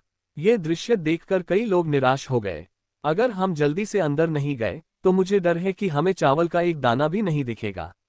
दूसरी ओर आदित्य ने उदासीनता से मुस्कुराते हुए सबसे पहले अंदर जाने का बीड़ा उठाया। रेगिस्तान के नीचे बनाया गया यह मकबरा सभी की कल्पना से परे था। चौड़ी सुरंग के दोनों ओर चमकदार चट्टानें लटकी हुई थीं। चट्टानों से जगमगाती सड़क दिन की तरह जगमगा रही थी। सड़क पर चलते हुए लगभग 50 मीटर पहले एक गोल हॉल दिखाई दिया। हॉल दियों से जगमगा रहा था और चकाचौंध भरा नजारा बेहद खूबसूरत लग रहा था। आदित्य ने पहली बार इतनी शानदार आंतरिक सजावट देखी थी। लेकिन गोल हॉल अंत नहीं था, बल्कि वहां दर्जनों सुरंगें थीं। हर सुरंग बहुत गहरी थी और उन्हें उसका अंत दिखाई नहीं दे रहा था। आदित्य, हमें किस सुरंग में जाना चाहिए? भूल-भुलैया जैसी सुरंगों को देखकर अनन्या और अन्य लोगों ने आदित्य की ओर देखा। उसी क्षण आत्मिक शक्ति से युक्त आदित्य उनके समूह की रीढ़ बन गया। सुरंगें बहुत गहरी हैं और मैं उनका अंत भी नहीं देख सकता। हम तो बस शुभकामनाएं ही दे सकते हैं। आदित्य ने बेबसी से सिर हिलाया, लेकिन उसने बिना हिचकिचाए एक सुरंग चुन ली। वह उसमें घुस गया और अनन्या और बाकी लोग भी उसके पीछे पीछे चल पड़े। सुरंग में घुसते ही उन्हें पता चला कि दोनों तरफ कई दरवाजे दिखाई दे रहे थे। कुछ दरवाजे पहले से ही खुले थे और उन्हें अंदर भारी मात्रा में आध्यात्मिक औषधियां दिखाई दे रही थीं। इसके अलावा कई कमरों में लोग आध्यात्मिक औषधियों के लिए आपस में झगड़ रहे थे। लो, मैं इसे खोलूंगा। आदित्य ने अपनी आत्मिक शक्ति का प्रयोग किया और सबसे मजबूत लोहे का दरवाजा ढूंढ निकाला। दरवाजे के सामने पहुंचते ही उसने कुछ नहीं कहा और 3 वज्र शैलियों में से दूसरी शैली का प्रयोग किया। बिजली की एक किरण तेजी से गुजरी और वह मजबूत लोहे का दरवाजा आदित्य ने खोल दिया। तारांकन टकराना। दरवाजा खोलते ही आध्यात्मिक ऊर्जा की एक लहर उनके चेहरे की ओर दौड़ पड़ी। Ground spirit grass, sky spirit grass, saint spirit grass. जो कुछ भी वहां होना चाहिए था, वह सब वहां मौजूद था। कमरे में हजारों की संख्या में चीजें प्रदर्शित थीं और वे सभी चकाचौंध कर रही थीं। यह मकबरा कैसा है? ये तो खजाने का भंडार है। ये देखकर सब बहुत खुश हुए। उन्हें पता था कि अब उनकी अच्छी कमाई होने वाली है, क्योंकि सुरंगों में ऐसे ही कम से कम कई दर्जन कमरे तो थे ही। ईशान, निशांत, युग, दिव्या, तुम चारों दरवाजे पर पहरा दो। तेजस, अनन्या, हम तीनों जाकर आध्यात्मिक दवाइयां लेंगे। इतना कहकर आदित्य, अनन्या, तेजस दौड़े दौड़े अंदर आए, कॉस्मोस के बोरे उठाए और बेरोकटोक आध्यात्मिक औषधियां इकट्ठा करने लगे। चाहे वह कम गुणवत्ता की हो या उच्च गुणवत्ता की, जब तक वह आध्यात्मिक औषधियां थीं, उन्होंने उसे हाथ से जाने नहीं दिया। हटो, अगर तुम नहीं हटे तो मैं तुम्हें मार डालूंगा। ये कमरा हमने खोला है, इसलिए इसमें मौजूद आध्यात्मिक औषधियां हमारी हैं। हाँ, यहाँ रखी चीजों का कोई मालिक नहीं है। तुमने कहा तो क्या तुम ये अपनी समझ रहे हो? लेकिन उसी समय प्रवेश द्वार से चीखने की आवाज आए। उधर देखने पर पता चला कि भाइयों और उनके समूह ने कुछ लोगों के समूह के साथ हाथापाई शुरू कर दी है। कोई नहीं जानता था कि समूह किस शक्ति का था, लेकिन उनकी ताकत कमजोर नहीं थी। उनमें से 5 आत्मा क्षेत्र के 7वें स्तर पर पहुंच गए और उन्होंने भाइयों और अन्य लोगों पर दबाव डाला। हरामजादे, ये दूसरों का काम छीनना चाहते हैं। ये देखकर अनन्या और तेजस बहुत गुस्से में आ गए। दरवाजा खोलने से पहले ही उन्होंने लोगों के उस समूह को देख लिया था। समूह ने कोई भी दरवाजा नहीं खोला था और वे बस सुरंग में खड़े होकर चुपचाप बदलाव देख रहे थे। दरअसल आदित्य और बाकी लोगों के दरवाजा खोलने के बाद वे दौड़कर वहां पहुंच गए। तुम लोग इकट्ठा करना जारी रखो, मैं उन्हें रोक दूंगा। आदित्य ने अपना कॉस्मोस सैक अनन्या की ओर फेंका और बड़े कदमों से समूह की ओर दौड़ा। उसी समय एक व्यक्ति ड्रैगन और टाइगर भाइयों से भीषण युद्ध कर रहा था। तभी आदित्य राक्षस की तरह तांडव मचाते हुए आया। उन्होंने केवल बिजली जैसी तेज लहर और खून की बौछार देखी। पलक झपकते ही 5 चीखें गूंज उठीं। आत्मिक क्षेत्र के 6ठे स्तर के 3 और 7वें स्तर के 2 लोग खून के कुंड में गिर पड़े। उनकी सांसें थम गईं। उस दृश्य को देखकर लोगों का समूह भयभीत हो गया और उन्होंने तुरंत अपने हथियार रख दिए, पीछे हट गए। आदित्य की ओर इशारा किया और फिर कहा, लड़के, तुमने मारने की हिम्मत की। क्या तुम जानते हो कि हम कौन हैं? फुसफुसाहट जैसे ही उस व्यक्ति ने बोलना समाप्त किया, आदित्य भूत की तरह उसके सामने प्रकट हो गया। उसकी हथेली चाकू जैसी थी और एक ठंडी रोशनी चमक उठी। उस व्यक्ति का सिर उड़ गया और उसका सिर धड़ से अलग हो गया। उन लोगों को सफाई से मारने के बाद आदित्य का शरीर खून से लथपथ हो गया था। वह दरवाजे के सामने खड़ा था और उसकी आंखों से 2 ठंडी किरणें निकल रही थीं। उसने सिर्फ 5 शब्द कहे, जो पास आने की हिम्मत करेगा मर जाएगा। एक विशाल आकारहीन तूफान की तरह जानलेवा हमले ने लोगों के समूह को डराकर पीछे हटा दिया। मरे हुए 6 सदस्यों को देखकर लोगों का समूह गुस्से में था, लेकिन किसी की भी पास जाने की हिम्मत नहीं हुई। वे आदित्य की शक्ति से भयभीत थे। हालांकि आदित्य काफी युवा लग रहा था, लेकिन हर कोई बता सकता था कि वह युवक निर्दयी था। ये कहा जा सकता था कि वह बिना पलक झपकाए हत्या कर रहा था। छुट्टी, दांत पीसते हुए वह व्यक्ति जो नेता लग रहा था, दहाड़ा। लोगों का समूह आदित्य को गौर से देखता हुआ दूसरे कमरों की ओर भागा। उस पल ड्रैगन और टाइगर भाइयों, युग और दिव्या की आदित्य की ओर नजरें बेहद उलझी हुई थीं। आखिरकार वे अभी भी युवा थे। हालांकि उन्होंने बहुत कुछ अनुभव किया था, लेकिन उन्होंने कभी किसी को अपने हाथों से नहीं मारा था। लेकिन आदित्य अलग था। उसके शरीर से निकलने वाली हत्या की मंशा सच्ची थी। वह सचमुच हत्या कर सकता था और उसने कर भी दी। इतना ही नहीं, जब वह करता था तो निर्दयी होता था। सिर्फ आदित्य जैसे लोगों की हत्या की मंशा ही इतनी कठोर और हड्डियां चीर देने वाली हो सकती है और लोगों के दिलों में डर पैदा कर सकती है। उस पल वे चारों मन ही मन खुश हो रहे थे। इस बात की खुशी कि आदित्य उनका साथी था, दुश्मन नहीं। वरना अगर उनका सामना ऐसे दुश्मन से होता तो वे कितनी खतरनाक परिस्थितियों में फंस जाते, इसकी कल्पना भी नहीं की जा सकती थी। अपने विचारों में मत खोइए। आप सब अंदर जाकर आध्यात्मिक औषधियां इकट्ठा कीजिए। मैं यहाँ अकेले ही पहरा दे सकता हूँ, आदित्य ने उन चारों से कहा। हम चारों बिना किसी हिचकिचाहट के दौड़े चले आए। उसी पल उनके दिलों में आदित्य की जगह बदल गई। वह विंग्स अलायंस में अभी अभी शामिल हुआ कोई व्यक्ति नहीं था। वह यूं ही इस ऑपरेशन का लीडर बन गया था। उसके बाद से आदित्य और अन्य लोगों ने लगातार कई और दरवाजे खोले। हर कमरे में आध्यात्मिक औषधियों की मात्रा पहले वाले कमरे की तुलना में बढ़ती ही गई। उस समय कई ऐसे लोग भी थे जिनकी आंखें नहीं थीं और वे आदित्य और उनके काम को लूटना चाहते थे। लेकिन उनका अंत केवल एक ही था, वह था मौत। अंत में आदित्य के शरीर पर हत्या का भाव और भी प्रबल होता गया। लोग उसे देखते ही जल्दी से इधर उधर चले गए। वे उस दुष्ट व्यक्ति को ठेस पहुंचाने से डर रहे थे क्योंकि उसकी हड्डियां भेदने वाली हत्या का भाव मजाक के लिए नहीं था। दोनों तरफ बस कुछ ही दरवाजे थे जो खुले नहीं थे, लेकिन आदित्य ने उन लोगों से दरवाजा न लेने का फैसला किया। वे और अंदर जाते रहे। जहां तक मकसद की बात है तो पहल करना ही था। हालांकि अब तक उन्हें लगभग 10,000 आध्यात्मिक औषधियां मिल चुकी थीं, लेकिन उनमें से ज्यादातर निम्न गुणवत्ता वाली आध्यात्मिक औषधियां थीं। सबसे अच्छी औषधियां भी उच्च गुणवत्ता वाली संत आत्मा घास से बेहतर नहीं थीं। जहां तक उच्च गुणवत्ता वाले आध्यात्मिक मन की बात है तो उन्होंने अभी तक कोई नहीं देखा था। इसलिए उन्हें लगा कि कब्र के अंदर और भी बेहतर खजाने छिपे हैं। आखिरकार ये गहन क्षेत्र के किसी विशेषज्ञ की कब्र थी। लेकिन जब वे और अंदर गए तो खून की तेज गंध उनकी ओर आने लगी। जब वे एक बड़े हॉल में दाखिल हुए तो सामने का दृश्य देखकर लगभग सभी दंग रह गए। अध्याय 57 इंपीरियल स्काई सेज। विशाल हॉल शवों से भरा हुआ था। कब्र खुलने के बाद उनके कपड़ों से पता चला कि वे लोग अंदर आ गए हैं।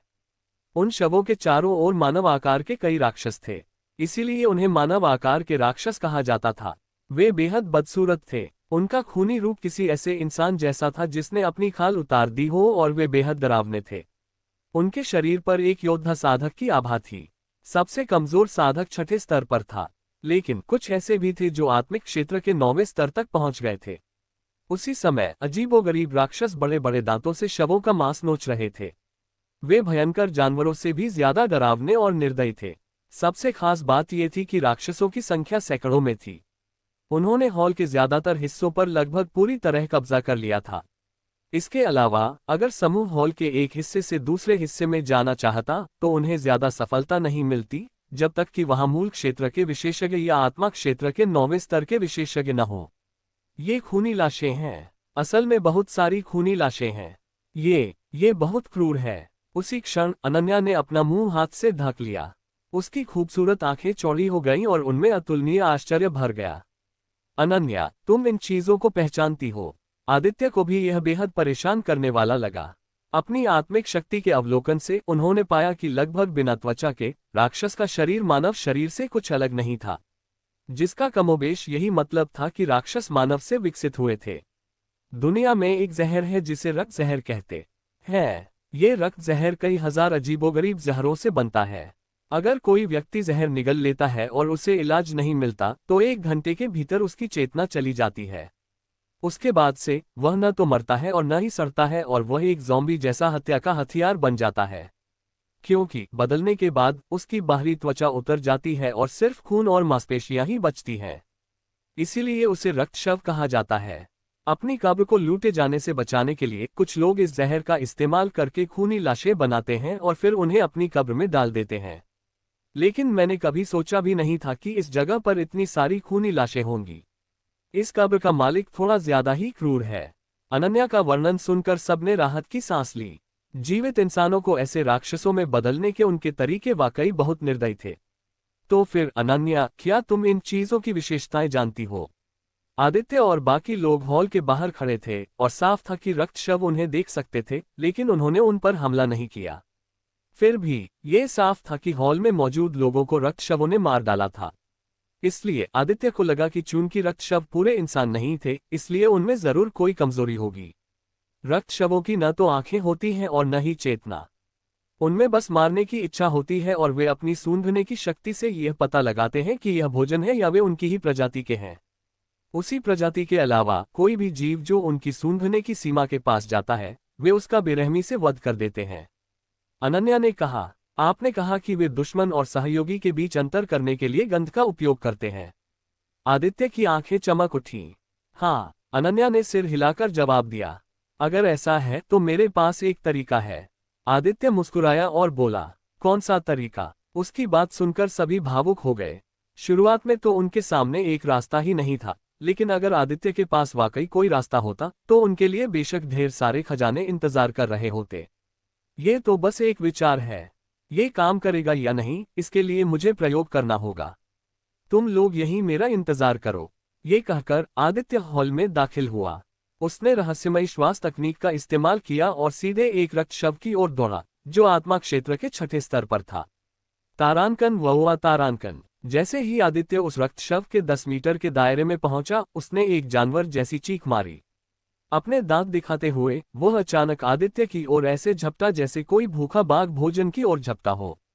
तारांकन, फुसफुस तारांकन। लेकिन आदित्य की बाहें हिली और एक ठंडी चमक फैल गई। वह अक्षत रक्तशव कई टुकड़ों में कटकर हर जगह बिखरा हुआ था। लेकिन वह रक्तशव बहुत अजीब था। हालांकि उसका पूरा शरीर खून से लथपथ था, कटने के बाद भी खून की एक बूंद भी नहीं निकली। यह आदमी बहुत डरावना है। बेहतरीन कट्स और आदित्य की हथेली को देखकर तेजस और बाकी लोगों ने ठंडी सांस ली। हालांकि उनकी साधना अवस्था में उनका शरीर इस्पात जितना मजबूत होता और सामान्य हथियार भी उन्हें नुकसान पहुंचाने में कठिनाई महसूस करते, फिर भी उन्होंने आदित्य जैसा व्यक्ति शायद ही कभी देखा था जो अपनी हथेली को चाकू की तरह इस्तेमाल करता हो, और वह भी इतनी तेज। कम से कम अपनी अवस्था में तो नहीं। लेकिन आदित्य की आगे की हरकतों ने उन्हें पूरी तरह से स्तब्ध कर दिया। जब आदित्य ने कुछ और रक्तशवों को काटा तो उन्होंने देखा कि उसने मृतकों के कपड़ों को रस्सी की तरह इस्तेमाल किया और रक्तशव के अंगों को अपनी कमर और पैरों पर बांध दिया। आदित्य क्या कर रहा है? उसने खूनी लाश का इस्तेमाल किया। घिनौना। दिव्या ने अपने दोनों हाथों से अपना मुंह ढक लिया और वह इसे बर्दाश्त नहीं कर पा रही थी। देखते रहो, उसके ऐसा करने के पीछे कोई वजह जरूर होगी। लेकिन अनन्या आदित्य को घूर रही थी, उसकी अगली हरकत का इंतजार कर रही थी। ठीक उसी समय एक चौंकाने वाला दृश्य हुआ। आदित्य पागलों की तरह भागने लगा। उसका लक्ष्य हॉल के बीचों बीच था जहां रक्तशवों ने समूह बनाए थे। इससे अनन्या और बाकी लोग डर गए। हॉल के बीचों बीच मौजूद रक्तशव बहुत शक्तिशाली थे। उनमें से कुछ तो पहले ही आत्मा लोक के 9वें स्तर तक पहुंच चुके थे। अगर वे समूह में हमला करते तो चाहे वह आदित्य ही क्यों न हो, वह तुरंत मर जाता। वह तो बस मौत की तलाश में था। लेकिन अगले ही पल उन्हें फिर से झटका लगा। उन्हें हैरानी हुई कि जब आदित्य ने रक्तशवों को चीरते हुए तीर चलाया तो उन्होंने आदित्य को पूरी तरह से नजरअंदाज कर दिया, मानो उसकी खुशबू ही न सूंघ पा रहे हों। मुझे पता है, वह अपनी गंध छिपाने के लिए रक्तशव की गंध का इस्तेमाल कर रहा है और यह रक्तशव की सूंघने की शक्ति को चकमा दे गया। आखिरकार अनन्या ने चौंकते हुए कहा, तो यह ऐसा ही था। यह बहुत प्रभावशाली है कि वह इस तरीके के बारे में सोच पाया। उसी समय बाकी लोगों को भी बात समझ आ गई और उनके चेहरों पर प्रशंसा के भाव उभर आए। इसके बाद भीड़ ने आदित्य की विधि अपनाए और रक्तशवों को सफलतापूर्वक चकमा दे दिया। अंततः वे सुरक्षित रूप से हॉल के दूसरे छोर पर पहुंच गए और अंततः वे और भी गहराई में जा सके। सुरंग में लगभग 1000 मीटर आगे बढ़ने पर उन्हें पत्थर का एक दरवाजा दिखाई दिया। दरवाजा खोलते ही आदित्य और बाकी लोग बेहद खुश हुए। तभी उनके सामने एक विशाल गुफा प्रकट हुई। गुफा बहुत चौड़ी थी, 300 फीट से भी ज्यादा ऊंची और मानो चट्टानों का संसार हो। वहां की चट्टानें बहुत खास थीं क्योंकि उनसे एक अजीब सी हरी चमक निकल रही थी। वे बहुत बड़ी और खूबसूरत थीं। लेकिन वे केवल गुफा के सुंदर दृश्य को ही देख पा रहे थे, उन चट्टानों को छू नहीं पा रहे थे, क्योंकि उस समय वे एक खड़ी चट्टान के ऊपर थे। खड़ी चट्टान की चोटी पर 10 मीटर ऊंची एक पत्थर की पट्टिका खड़ी थी। उस पर बड़े बड़े चटकीले अक्षरों में कुछ पंक्तियां खुदी हुई थीं। मैंने 10 साल की उम्र में मार्शल साधना शुरू की, 16 साल की उम्र में मूल क्षेत्र में प्रवेश किया, 25 साल की उम्र में गहन क्षेत्र में प्रवेश किया और 40 साल की उम्र में मैं गहन क्षेत्र के 9वें स्तर पर पहुंच चुका था। खैर, 100 साल बाद भी मैं स्वर्गीय क्षेत्र के रहस्य को समझने में असमर्थ था। अंत में मैं स्वर्गीय क्षेत्र में कदम रखने में असमर्थ था और क्षितिज की यात्रा का एहसास भी नहीं कर पा रहा था। मैंने पछतावे को सांत्वना के रूप में इस्तेमाल नहीं किया और दर्जनों वर्षों तक कड़ी मेहनत से शोध किया। अंततः मैंने एक कौशल विकसित किया, इंपीरियल स्काई टेक्निक। हालांकि मैं स्वर्ग लोक में प्रवेश नहीं कर पाया, फिर भी मैं हवा में चल सकता था और बादलों के बीच चलने की सूक्ष्मता को महसूस कर सकता था। इंपीरियल स्काई तकनीक मेरा खून है। कई लोग इसे सीखना चाहते थे, लेकिन मैंने उन सभी को मना कर दिया। आज इंपीरियल स्काई तकनीक मेरी कब्र में है, किसी के इसे ग्रहण करने की प्रतीक्षा में। लेकिन मेरा खून सामान्य लोगों को प्राप्त नहीं हो सकता। अगर आप इसे प्राप्त करना चाहते हैं तो यह आपकी शक्ति पर निर्भर करेगा। ये वही है। टैबलेट पर लिखे शब्दों को देखकर अनन्या चौंक गई। अनन्या, तुम उसे जानती हो? आदित्य ने उत्सुकता से पूछा। लेकिन अनन्या को बोलने देने से पहले तेजस ने पहले कहा, अगर मैं गलत नहीं हूं तो यह व्यक्ति है एक विशेषज्ञ है जिसने 100 साल पहले एजोर प्रांत पर प्रभुत्व किया था। Imperial sky says. अध्याय 58 शत्रुओं के रास्ते संकरे हैं। यह इंपीरियल स्काई सेज है। ड्रैगन और टाइगर भाई बहुत हैरान थे और यह स्पष्ट था कि उन्होंने उस व्यक्ति के बारे में सुना था। इंपीरियल स्काई तकनीक उनकी पूरी तकनीक है, लेकिन बहुत कम लोग जानते हैं कि इसे क्या कहा जाता था। इसलिए जहां तक मैं बता सकती हूं, ये निश्चित रूप से उनकी समाधि है। अनन्या ने बताया, मैंने कभी सोचा भी नहीं था कि उसे यहां दफनाया जाएगा। कोई आश्चर्य नहीं कि किसी को पता नहीं चला कि वह कहाँ गया। युग ने भी आह भरी और कहा, देखो, पत्थर की पटिया के नीचे कुछ है। ठीक उसी समय दिव्या अचानक आश्चर्य से चिल्लाए और बोलते बोलते पत्थर की पटिया की ओर दौड़ी। तभी दूसरों ने भी देखा कि पत्थर की पट्टिका के नीचे एक लकड़ी का बक्सा था। उसे खोलकर सभी लोग बेहद खुश हुए। डिब्बे में सुनहरी रोशनी चमक रही थी और अंदर सभी आध्यात्मिक मोती थे।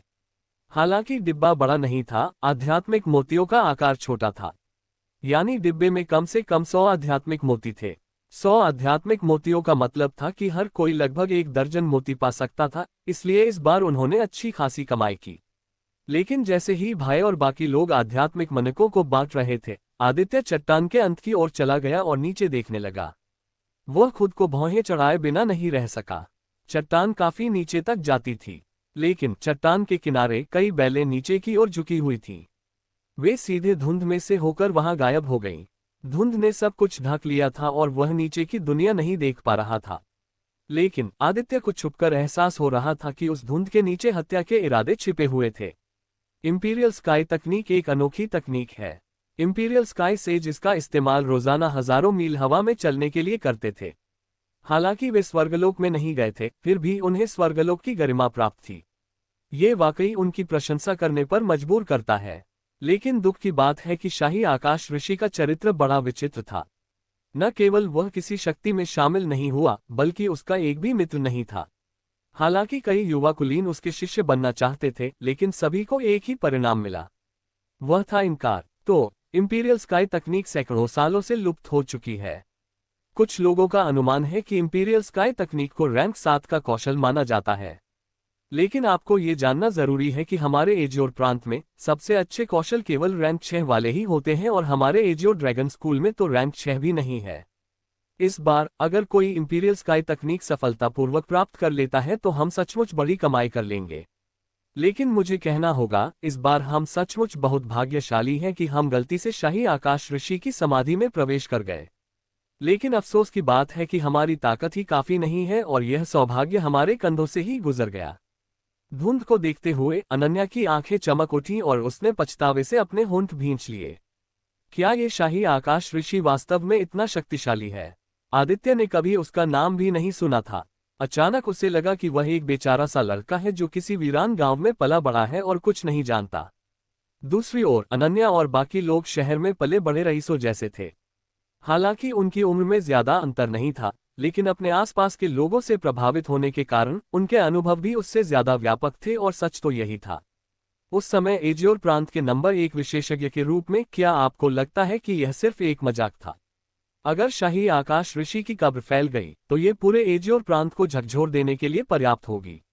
दुनिया भर की शक्तियां जल्द से जल्द अपने शीर्ष विशेषज्ञों को यहां भेज देंगी। उस समय न केवल हम परिस्थितियों का लाभ नहीं उठा पाएंगे, बल्कि एजियोर ड्रैगन स्कूल और 1000 विंड स्कूल भी योग्यताएं नहीं पा सकेंगे। ये दुनिया के सर्वश्रेष्ठ स्कूलों में से एक होगा। इसलिए मैंने कहा कि हम बहुत भाग्यशाली हैं, अनन्या ने समझाया। अनन्या की बातें सुनकर आदित्य की निगाहें और भी तेज हो गईं। उसने नीचे धुंध के सागर को घूरा और उसके मन में एक अजीब सा विचार आया। सैकड़ों सालों से खोई हुई इंपीरियल स्काई तकनीक शायद धुंध में दबी होगी। उसे नजरअंदाज करने का कोई कारण तो नहीं था, है ना? धमाका। लेकिन उसी समय प्रवेश द्वार से एक जोरदार आवाज आई। उधर देखने पर अनन्या और बाकियों के चेहरे काफी बदल गए। यहां तक कि आदित्य भी भौचक्का हो गया। वहां 6 लंबे चौड़े पुरुष थे जो असाधारण आभा वाले सुंदर थे। साथ ही उन्होंने नीले रंग के वस्त्र पहने हुए थे और उनकी आभा आत्मा लोक के 8वें स्तर की थी। वे लोग एजियोर ड्रैगन स्कूल के प्रमुख शिष्य थे। उनमें एक ऐसा भी था जिसे वे जानते थे। ये वही व्यक्ति था जिसका पहले आदित्य से झगड़ा हुआ था, राघव। ओह, मैंने कभी सोचा भी नहीं था कि कोई यहाँ पहले ही आ चुका है। उन्हें देखकर तो लगता है कि वे अभी तक बड़े नहीं हुए बच्चे हैं। वे यहाँ कैसे आ सकते हैं? लगता है हमने यहाँ के लोगों को कमाका। दरअसल हमारे अलावा किसी और को भी रक्त शवों से होकर गुजरने का रास्ता पता था। आदित्य और अन्य लोगों को देखकर मुख्य शिष्य आश्चर्यचकित हुए, लेकिन उनकी बातों से तो उनकी आंखों में भी नहीं उतरा। दुश्मनों के रास्ते बहुत संकरे होते हैं अनन्या, हम फिर मिलेंगे। ठीक उसी समय राघव ने एक शैतानी मुस्कान के साथ कहा, अनन्या, ये शीतल की बहन है और वही लोग हैं जिन्होंने पहले तुम्हारा अपमान किया था। ये देखकर किसी ने सवाल किया। हाँ, ये वही हैं। खासकर वो लड़का जो वहां है। उसकी नसें इतनी बड़ी हैं कि दुनिया भर की हैं। राघव ने आदित्य की तरफ इशारा किया जो चट्टान की चोटी पर था और उसके चेहरे पर एक ठंडी मुस्कान थी। राघव, तुम उस लड़के को कैसे संभालना चाहते हो? हम तुम्हारी मदद करेंगे। बाकी लोगों की निगाहें गहरी और ठंडी होती गईं। मुख्य शिष्य होने के नाते वे भीतरी दरबार के शिष्यों से नाराज थे। उनके लिए यह ऐसी बात नहीं थी जिसे वे बर्दाश्त कर सकें। हमें सीनियर लेन के आदेश पर चट्टानों से आध्यात्मिक मन के इकट्ठा करने का आदेश मिला है। जो भी हमारे रास्ते में बाधा डालेगा वह बिना किसी अपवाद के मर जाएगा। राघव ने कहा। राघव, हम एक ही स्कूल से हैं, फिर भी तुमने हमें मारने की हिम्मत की। अनन्या ने गुस्से से कहा। वही स्कूल? अगर हाँ तो तुम एजियो ड्रैगन स्कूल के कपड़े क्यों नहीं पहन रहे हो? जो लोग स्कूल के कपड़े नहीं पहनते उनका मतलब है कि वे एजियो ड्रैगन स्कूल को अपनी नजरों में नहीं रखते और खुद को एजियो ड्रैगन स्कूल का शिष्य नहीं मानते। हमें ऐसे लोगों से छुटकारा पाना चाहिए। लेकिन अनन्या, डरने की कोई जरूरत नहीं है। राघव, मैं तुम्हें मारना कैसे बर्दाश्त कर सकता हूँ? मैं तुम्हारे साथ मजे करूंगा, हे। इतना कहते ही राघव के चेहरे पर एक बेशर्म मुस्कान आ गई। तुम? ये शब्द सुनकर अनन्या का चेहरा गुस्से से पीला पड़ गया। वह सचमुच गुस्से में थी क्योंकि उसने कभी सोचा भी नहीं था कि राघव इतना बेशर्म होगा। राघव, ये तो ठीक नहीं है ना। आखिरकार वह शीतल की बहन है, एक और मुख्य शिष्य बोला। हालांकि उसने ये कहा, उसकी आंखें बेचैनी से अनन्या के शरीर को घूर रही थीं। सब लोग, मुझे यकीन है कि आप जानते होंगे कि शीतल हमारे एजियो ड्रैगन स्कूल की नंबर 1 सुंदरी है। लेकिन उसे खुद पर इतना घमंड है कि हम उसके आसपास भी नहीं पहुंच सकते। किस्मत में लिखा है कि हमारे पास कोई मौका नहीं होगा। लेकिन उसकी बहन अनन्या, चाहे वो रूप हो या शरीर, वो शीतल से कम नहीं है। आगे चलकर वो भी एक खूबसूरत लड़की होगी। आज इतने अच्छे मौके पर क्या तुम इस नन्ही सी खूबसूरत लड़की का स्वाद नहीं चखना चाहते? राघव ने सीधे शब्दों में अपनी बात कह दी। हाँ राघव, जब तुमने कह ही दिया तो फिर इंतजार किस बात का? एक पल की जवानी 1000 सोने के बराबर होती है। आखिरकार उनमें से एक ने अधीरता से आदित्य और बाकियों की तरफ जबरदस्ती करना शुरू कर दिया। उस दृश्य को देखकर न सिर्फ तेजस और बाकी लोग बल्कि अनन्या भी भौचक्की रह गईं और असामान्य रूप से घबरा गईं। 6 मुख्य शिष्यों को संभालना उनके बस की बात नहीं थी। अध्याय 59 तीव्र युद्ध। वरिष्ठ जनों, आपको तो बस आध्यात्मिक मन के चाहिए ना? क्या ये ठीक रहेगा अगर हम अपने पास मौजूद सारे आध्यात्मिक मन के आपको दे दें? नहीं, केवल आध्यात्मिक मोती ही नहीं, हमारे पास जो कुछ भी है हम तुम्हें दे देंगे। जैसे जैसे राघव और बाकी लोग उनके करीब आते गए, ड्रैगन और टाइगर भाइयों के चेहरे पर दहशत के भाव उभर आए। उनके शरीर बेकाबू होकर कांपने लगे और उन्होंने अपने कॉस्मोस सेक भी निकाल लिए उन्हें देने के लिए। क्या मरना नहीं चाहते ना? कोई बात नहीं, जमीन पर घुटने टेको और अपना सिर 100 बार जमीन पर पटको, तब हम तुम्हारे दोनों कुत्तों की जान माफ करने पर विचार करेंगे। राघव और बाकी लोग आदित्य के पास आकर उन दोनों को चिढ़ाने लगे। उस पल ड्रैगन और टाइगर भाइयों में सचमुच कुछ हलचल हुई। जिंदगी और मौत के बीच चुनाव करते हुए, हालांकि उन्हें पता था कि घुटने टेककर और गिड़गिड़ाकर मरने के बाद उनकी मौत हो ही जाएगी, फिर भी वे जिंदगी के लिए आखिरी संघर्ष करना चाहते थे। ईशान, निशान, विंग्स अलायंस को शर्मिंदा मत करो। ये देखकर कि वे दोनों सचमुच घुटने टेकने लगे हैं, अनन्या गुस्से से चिल्लाए। लेकिन फिर भी वह उस घुटने को पूरी तरह से नहीं रोक पाई जो धीरे धीरे नीचे झुक रहा था और कमर जो आगे की ओर झुक रही थी। ऐसा लग रहा था जैसे उन्होंने पहले ही फैसला कर लिया हो। पुरुष होने के नाते आपके अंदर कुछ गरिमा होनी चाहिए। लेकिन उसी समय आदित्य वहां आए। ड्रैगन और टाइगर भाइयों पर एक नजर डालने के बाद वे उनके आगे चले गए और अपनी निडर दृष्टि उन 6 मुख्य शिष्यों पर डालते हुए बोले, क्या आप जानते हैं कि आप सभी ने पहले ही मौत के लायक अपराध किया है? लड़के, तुम्हारा क्या मतलब है? ये शब्द सुनकर राघव और अन्य लोग, जो पहले खुद पर गर्व कर रहे थे, खुद को रोक नहीं पाए और खाली आंखों से देखते रहे। आदित्य अजीब तरह से मुस्कुराया, आंखें सिकुड़ी और बोला, मैं कह रहा हूं कि तुमने अनन्या के बारे में बुरे विचार रखने की हिम्मत की। यही अपराध है। तारांकन फुसफुसाहट। शब्द कानों में पड़ने से पहले ही आदित्य का शरीर मानो हवा की तरह तेज गति से दौड़ पड़ा। उसने पहल की और सबसे पहले 6 मुख्य शिष्यों पर हमला किया। उनकी गति अत्यंत तीव्र थी। पलक झपकते ही वे 6 मुख्य शिष्यों के सामने पहुंच गए। इस परिवर्तन ने राघव और अन्य शिष्यों को भी चौंका दिया, जिनका आभामंडल दबावपूर्ण था। भ्रामक हथेली। आदित्य ने रहस्यमय तकनीक के अनुसार हथेली घुमाई और फिर अपने हाथों से थपथपाया। हवा में छाए हथेली की आकृतियां आकाश को चीरती हुई, धरती को ढकती हुई ऊपर से गुजर रही थीं। किसी को पता नहीं था कि कौन सी असली थी और कौन सी नकली। उसके पास भ्रमकारी हथेली को उस स्तर तक विकसित करने का कौशल है। लेकिन बेटा, तुम हमें कम आंक रहे हो। आज हम तुम्हें मुख्य शिष्यों और आंतरिक दरबारी शिष्यों के बीच का अंतर बताएंगे। चौंकना तो चौंकना ही था। आखिरकार मुख्य शिष्यों ने दुनिया का अनुभव तो कर ही लिया था और बहुत जल्दी उन्होंने अपने विचारों को समायोजित किया, रहस्यमय तकनीक को घुमाया, रैंक 3 कौशल का प्रदर्शन किया और आदित्य के साथ मुक्काबाजी शुरू कर दी। लेकिन वह बातचीत उतनी महत्वपूर्ण नहीं थी। उन्हें एक बार फिर यह बात हैरान कर गई कि एक साधारण आंतरिक दरबारी शिष्य, एक साधारण छठे स्तर का व्यक्ति, बिना हारे अकेले ही 6 लोगों को चुनौती दे सकता है। उनके लिए इसे स्वीकार करना बहुत मुश्किल था, खासकर उनके हमले। वे साफ तौर पर उसकी पीठ की ओर हमला कर रहे थे, लेकिन ऐसा लग रहा था जैसे आदित्य ने उसके पीछे आंखें उगा ली हों। बिना देखे भी वह आसानी से चकमा दे सकता था। उन्हें ये बहुत अजीब लग रहा था। इस लड़के ने रहस्यमय तकनीकों में महारत हासिल कर ली है। मैं लापरवाह नहीं हो सकता और मुझे इसे हराने और मारने के लिए पूरी ताकत लगानी होगी, वरना ये भविष्य में मुसीबतें खड़ी कर देगा। राघव, जो पहले आदित्य से लड़ चुका था, जानता था कि वह कोई साधारण इंसान नहीं है। वह उसके साथ ज्यादा समय बर्बाद नहीं करना चाहता था और उसने अपनी चौथी श्रेणी की कुशलता का इस्तेमाल किया। तारांकन हु उसकी दोनों भुजाएं फैल गईं और एक के बाद एक आंधी चलने लगी। उसके शरीर से एक प्रबल आभा निकल रही थी। अचानक उसने आदित्य की ओर मुक्का मारा। वह मुक्का बहुत तेज था, बिजली की तरह, और अगर आदित्य भी होता तो वह उसे चकमा नहीं दे सकता था। मुक्के की ताकत भी बहुत ज्यादा थी। अगर आदित्य को लग जाता तो उसकी किस्मत खराब हो जाती। ऐसा मत सोचो कि तुम अकेले हो जो रैंक 4 कौशल जानते हो। फिर भी आदित्य जरा भी नहीं डरा। उसकी एक हथेली मुट्ठी में कस गई। बिजली की चमक के साथ उसकी अपनी मुट्ठी राघव की फौलादी मुट्ठी से टकरा गई। तारांकन धमाका। जब दो मुट्ठियां आपस में टकराईं तो न सिर्फ कानों को चीर देने वाली आवाज हुई, बल्कि लहरें भी उठीं। दोनों मुट्ठियां पीछे हट गईं और बाकी 5 लोग भी कुछ कदम पीछे हट गए। 3 थंडर शैलियां।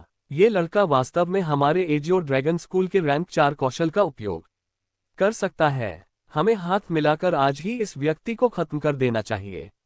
उसी क्षण बाकी लोगों ने आदित्य की ताकत को पहचान लिया और अब लापरवाही बरतने की हिम्मत नहीं की। सबने अपनी अपनी बेहतरीन स्किल्स निकाली। 6 मजबूत चौथे दर्जे की स्किल्स ने आदित्य को घेर लिया और उस पर हमला कर दिया। तारांकन जी लाला तारांकन, ये तथाकथित 2 मुट्ठियां 4 हाथों से नहीं लड़ सकती वाली बात थी। आदित्य, जो आत्मिक क्षेत्र के केवल 6ठे स्तर पर था, आत्मिक क्षेत्र के 8वें स्तर पर 6 लोगों के हमले का सामना करते हुए थोड़ा असहाय था। उस स्थिति का सामना करते हुए वह केवल 3 वज्र शैलियों में से पहली शैली का ही उपयोग कर सका।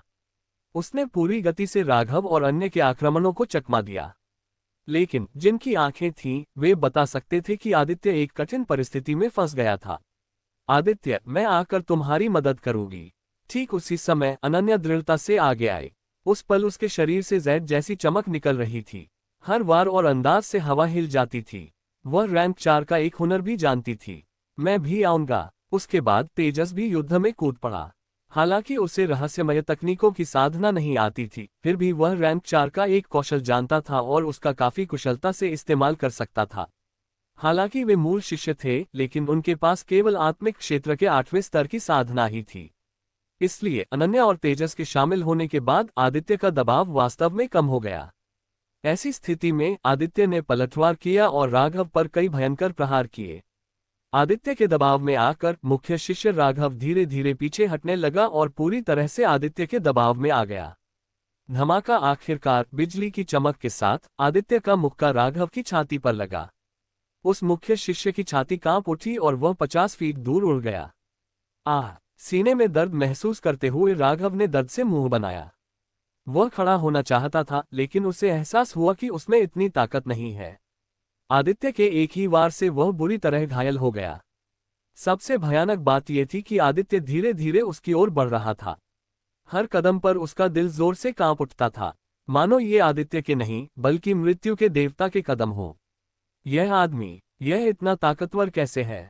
क्या यह इंसान भी है? राघव बहुत गुस्से में था। हालांकि उसे पता था कि आदित्य ताकतवर है, उसने कभी नहीं सोचा था कि वह इतना ताकतवर हो जाएगा। एक बनाम एक की स्थिति में वह उसे हरा नहीं पाएगा। खासकर आदित्य, जिसके पास अभी केवल आत्मा लोक के छठे स्तर की ही शक्ति थी। अगर आदित्य भी उसके जैसा होता और वह भी 8वें स्तर पर होता, तो वही ये सोचने की भी हिम्मत नहीं करता कि आदित्य कितना शक्तिशाली होगा। क्या वह मूल लोक के विशेषज्ञों से युद्ध कर पाता? लेकिन उसी समय अचानक एक चीख गूंजी। पीछे मुड़कर देखने पर आदित्य का चेहरा बदल गया। उसने देखा कि तेजस को उसके एक मुख्य शिष्य ने बुरी तरह पीटा था। मुंह भर खून निकल आया था, जिससे उसके कपड़े लाल हो गए थे। तेजस को बुरी तरह घायल देखकर अनन्या भी सहम गई।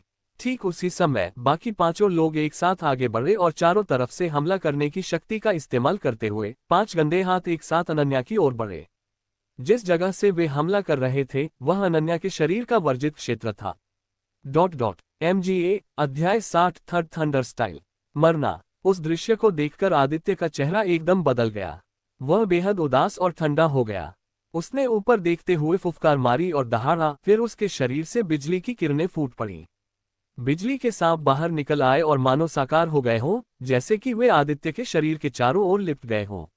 वे उनकी इच्छानुसार घूम गए और 5 बिजली के अजगर बन गए। वे दहाड़ते हुए पांचों मुख्य शिष्यों पर टूट पड़े। सब कुछ बिजली या चकमक पत्थर की चमक की तरह बहुत तेजी से हुआ। अनन्या भी इस घटना पर प्रतिक्रिया नहीं दे पाए। उसे बस इतना महसूस हुआ कि अचानक उसकी आंखों के सामने वह रोशनी से घिर गई और ऊर्जा की एक तेज लहर ने उसे कुछ मीटर पीछे धकेल दिया और वह जमीन पर गिर पड़ी। जब उसने सिर उठाकर देखा तो रोशनी पहले ही बुझ चुकी थी। लेकिन सामने का दृश्य देखकर वह दंग रह गई। उसे ये देखकर सदमा लगा कि वे पांचों मुख्य शिष्य, जिन्होंने उस पर हमला करने के लिए उसे घेर रखा था, जमीन पर पड़े थे। उनके नीले वस्त्र पूरी तरह जल गए थे और शरीर काला पड़ गया था। उनकी सांसें थम गई थीं और उनके शरीर से चारकोल की गंध आ रही थी। उनकी मौत बेहद भयानक तरीके से हुई। ये ठीक उसी समय राघव का चेहरा कागज की तरह पीला पड़ गया। उसका मुंह कांप रहा था और उसकी आंखें पूरी तरह खुल गईं और उसने अविश्वास के स्वर में कहा, क्या वह 3 थंडर शैलियों की प्रसिद्ध तीसरी शैली थी? क्या 3 थंडर शैलियों में से तीसरी शैली? क्या ये वह शैली नहीं है जो केवल एजियो ड्रैगन संस्थापक ही जानता है? तो आदित्य बस। राघव की बात सुनकर अनन्या अपने होंठ ढांकने से खुद को रोक नहीं पाए और उसकी आंखें लगातार झपकने लगीं। उसकी दोनों लंबी भौहें भी हल्की सी हिल गईं, जिससे अतुलनीय आश्चर्य झलक रहा था। जहां तक तेजस की बात है, ड्रैगन और टाइगर भाई, युग, दिव्या और बाकी लोग आश्चर्य से मुंह खोले खड़े रह गए। आदित्य ने वह स्टाइल सीख लिया जो संस्थापक के अलावा किसी और को नहीं पता था। ये बेहद चौंकाने वाली खबर थी। उस पल उन्हें लगा कि वे गलत थे। हालांकि वे बार बार आदित्य की ताकत देखकर दंग रह गए और उसकी प्रतिभा की प्रशंसा भी की, लेकिन आदित्य के बारे में उनकी राय बदलती रही। लेकिन इस बार उन्हें एहसास हुआ कि उन्होंने अभी भी आदित्य को कम आंका था। उन सभी से उम्र में छोटा वह युवक उनकी कल्पना से भी परे प्रतिभा का धनी था। वह अविश्वसनीय रूप से बलवान था और यह बात उनके मन में चुभ गई, जिससे वे प्रशंसा से भर गए। आदित्य के हाव भाव में तब भी ज्यादा उतार चढ़ाव नहीं आया जब उसने एक ही हमले में 5 मुख्य शिष्यों का सफाया कर दिया। वह तीसरी थंडर शैली को पहले से ही जानता था और आज उसने बस अपने क्रोध का इस्तेमाल करके उसे इस्तेमाल करने का मौका पा लिया। जहां तक शक्ति की बात है, वो उसकी उम्मीदों के मुताबिक ही थी, क्योंकि तीसरी शैली 5वीं रैंक के कौशल की शैली के बराबर थी। तारांकन ताता अनन्या के आसपास के खतरे को दूर करने के बाद वह मुड़ा और एक एक कदम राघव की ओर बढ़ा। तुमने मुख्य शिष्यों को मारने का साहस किया। तुम मर चुके हो। हत्या के इरादे से भरे आदित्य को देखकर राघव जानता था कि वह जिस विपत्ति में था उससे बच पाना उसके लिए असंभव था, इसलिए उसने क्षमा की भीख नहीं मांगी। तारांकन अचानक आदित्य ने अपनी एक हथेली आगे बढ़ाई। उसकी हथेली से एक तेज बिजली निकली और राघव के बाएं पैर पर लगी। टिल्डर गर्मी से होने वाले झुलसते दर्द को महसूस करते हुए राघव भूत की तरह चीख पड़ा। उसने अपने बाएं पैर की ओर देखा। वह पूरी तरह से झुलस चुका था और बिल्कुल बेकार था। तुम कमीने, आह टिल्डर टिल्डर टिल्डर टिल्डर। शुरू में वह शाप देना चाहता था, लेकिन जब एक और बिजली उसके दाहिने पैर में गिरी तो वह फिर से दर्द से चिल्लाया। इसके बाद आदित्य ने लगातार 2 बार तीसरी थंडर शैली का प्रयोग किया, जिससे राघव के चारों अंग पूरी तरह से क्षीण हो गए। दर्द से उसका चेहरा मुड़ गया, उसकी आंखें और नाक बहने लगी। आदित्य, अगर हिम्मत है तो मुझे मार डालो, मैं भूत बन जाऊं तो भी तुम्हें माफ नहीं करूंगी। आखिरकार अपने सामने पहुंचे आदित्य को देखकर राघव की निगाहें गुस्से से भर गईं। हो, तुम्हें लगता है कि मैं तुम्हें मार डालूंगा क्योंकि तुमने मुझे ऐसा करने दिया? आदित्य अचानक हंसा और उसकी हंसी बहुत तेज थी। किसी को समझ नहीं आया कि वह किस बात पर हंस रहा था, लेकिन उसकी हंसी ने राघव को बहुत बेचैन कर दिया। याद रखो, कमजोर को मरने का भी अधिकार नहीं है। तारांकन, बस तारांकन। अचानक आदित्य की उंगली से बिजली राघव के मुंह में गिरी। इससे राघव की जीभ जल गई और मुंह झुलस गया। उसकी असहनीय दर्दनाक चीख गूंज उठी, लेकिन उसने कुछ नहीं कहा और अंततः बेहोश हो गया। टिल्डर टिल्डर टिल्डर। उस दृश्य को देखकर तेजस और बाकी लोग मुंह में लार टपकाए बिना नहीं रह सके। उनका गला रुंध गया और उनके माथे पर ठंडा पसीना आ गया। आदित्य के तरीके बहुत क्रूर थे, इतने क्रूर कि उनके दिल ठंडे पड़ गए और उन्होंने मन ही मन कसम खा ली कि वे आदित्य के दुश्मन नहीं बनेंगे। ऐसा दुश्मन होना बहुत डरावना था। जब आदित्य की हरकतों से सभी ने अपने पसीने पोंछ लिए तो उसने अचानक अपना सिर घुमाया और एक चमकदार सूर्य जैसी मुस्कान के साथ कहा, मुझे पता है कि कितना आगे जाना है। उनके शरीर पर आध्यात्मिक मन के अभी भी हैं और ऐसा लगता है कि उन्होंने काफी इकट्ठा कर लिए हैं। लगभग 1200 मन के होने चाहिए, इसलिए सब लोग जाकर उन्हें तोड़ लें। आदित्य के शब्दों ने अनन्या और बाकी लोगों को एक बार फिर चौंका दिया। वह बिना देखे ही जान गया था कि लोगों के पास कितने आध्यात्मिक मोती हैं। ये काफी प्रभावशाली था। आदित्य की बात मानकर वे जले हुए शवों की तलाशी लेने गए। उन्होंने पाया कि आध्यात्मिक मन के अभी भी बचे हुए थे, लेकिन उनके ब्रह्मांडीय थैले पहले ही नष्ट हो चुके थे। आध्यात्मिक मनकों की संख्या वास्तव में लगभग 1200 थी। आदित्य, हमने कुल 1380 आध्यात्मिक मन के इकट्ठा किए हैं। ये सब तुम्हारी वजह से हैं, इसलिए हम में से हर कोई 100 लेगा और बाकी 680 तुम्हें मिलेंगे। युग ने हाथ जोड़े और आध्यात्मिक मन के आदित्य के सामने रख दिए। आदित्य के कॉस्मोस सेक पर प्रतीक घूम गए और उसमें 600 आध्यात्मिक मन के एकत्रित हो गए। बाकी 80 मन के उसने अनन्या को दे दिए। तुम क्या कर रहे हो? अनन्या को समझ नहीं आया। ये उन चीजों के लिए हैं जो मुझे आपकी कर्जदार हैं, चाहे वो आध्यात्मिक मन का हो जो आपने मुझे पहले उधार दिया था या वो ब्रह्मांडीय थैली जो आपने मुझे दी थी। मैं इन्हें मुफ्त में नहीं ले सकता। तुमने मेरे साथ इतनी स्पष्टता से गणना कर ली है। अनन्या थोड़ी अप्रसन्न थी। इसे स्पष्ट रूप से हिसाब लगाना नहीं कहते, इसे उपकार जानना और उसका बदला चुकाना कहते हैं। अगर तुम उसे स्वीकार नहीं करोगी तो मुझे चैन नहीं आएगा। आदित्य ने जबरदस्ती आध्यात्मिक मन के अनन्या के हाथों में थमा दिए। आदित्य को इस तरह से व्यवहार करते देख अनन्या पहले तो उसे घूरती रही, लेकिन फिर उसने अपने होठों को मोड़ा और 80 आध्यात्मिक मोतियों को अपने कॉस्मोस थैले में डाल दिया। उस समय फसल बहुत बड़ी थी और उनकी कल्पना से भी परे थी। बेशक वे जानते थे कि उन्हें इतने सारे आध्यात्मिक मोती मिलने का कारण आदित्य ही था। अगर आदित्य न होते तो उन्हें जीने का मौका भी न मिलता। फिर जब लोगों का समूह खुशी और उत्साह से वापस लौट रहा था तो पीछे खड़े आदित्य ने चट्टान के किनारे खड़े होकर अचानक पत्थर का दरवाजा बंद कर दिया। आदित्य, तुम क्या कर रहे हो? क्या तुम पागल हो गए हो? ये देखकर अनन्या दंग रह गई और उसे तुरंत कुछ समझ आ गया। वह जल्दी से वापस भागी, लेकिन तब तक बहुत देर हो चुकी थी। प्राचीन शहर में मेरा इंतजार करो, मैं वापस आऊंगा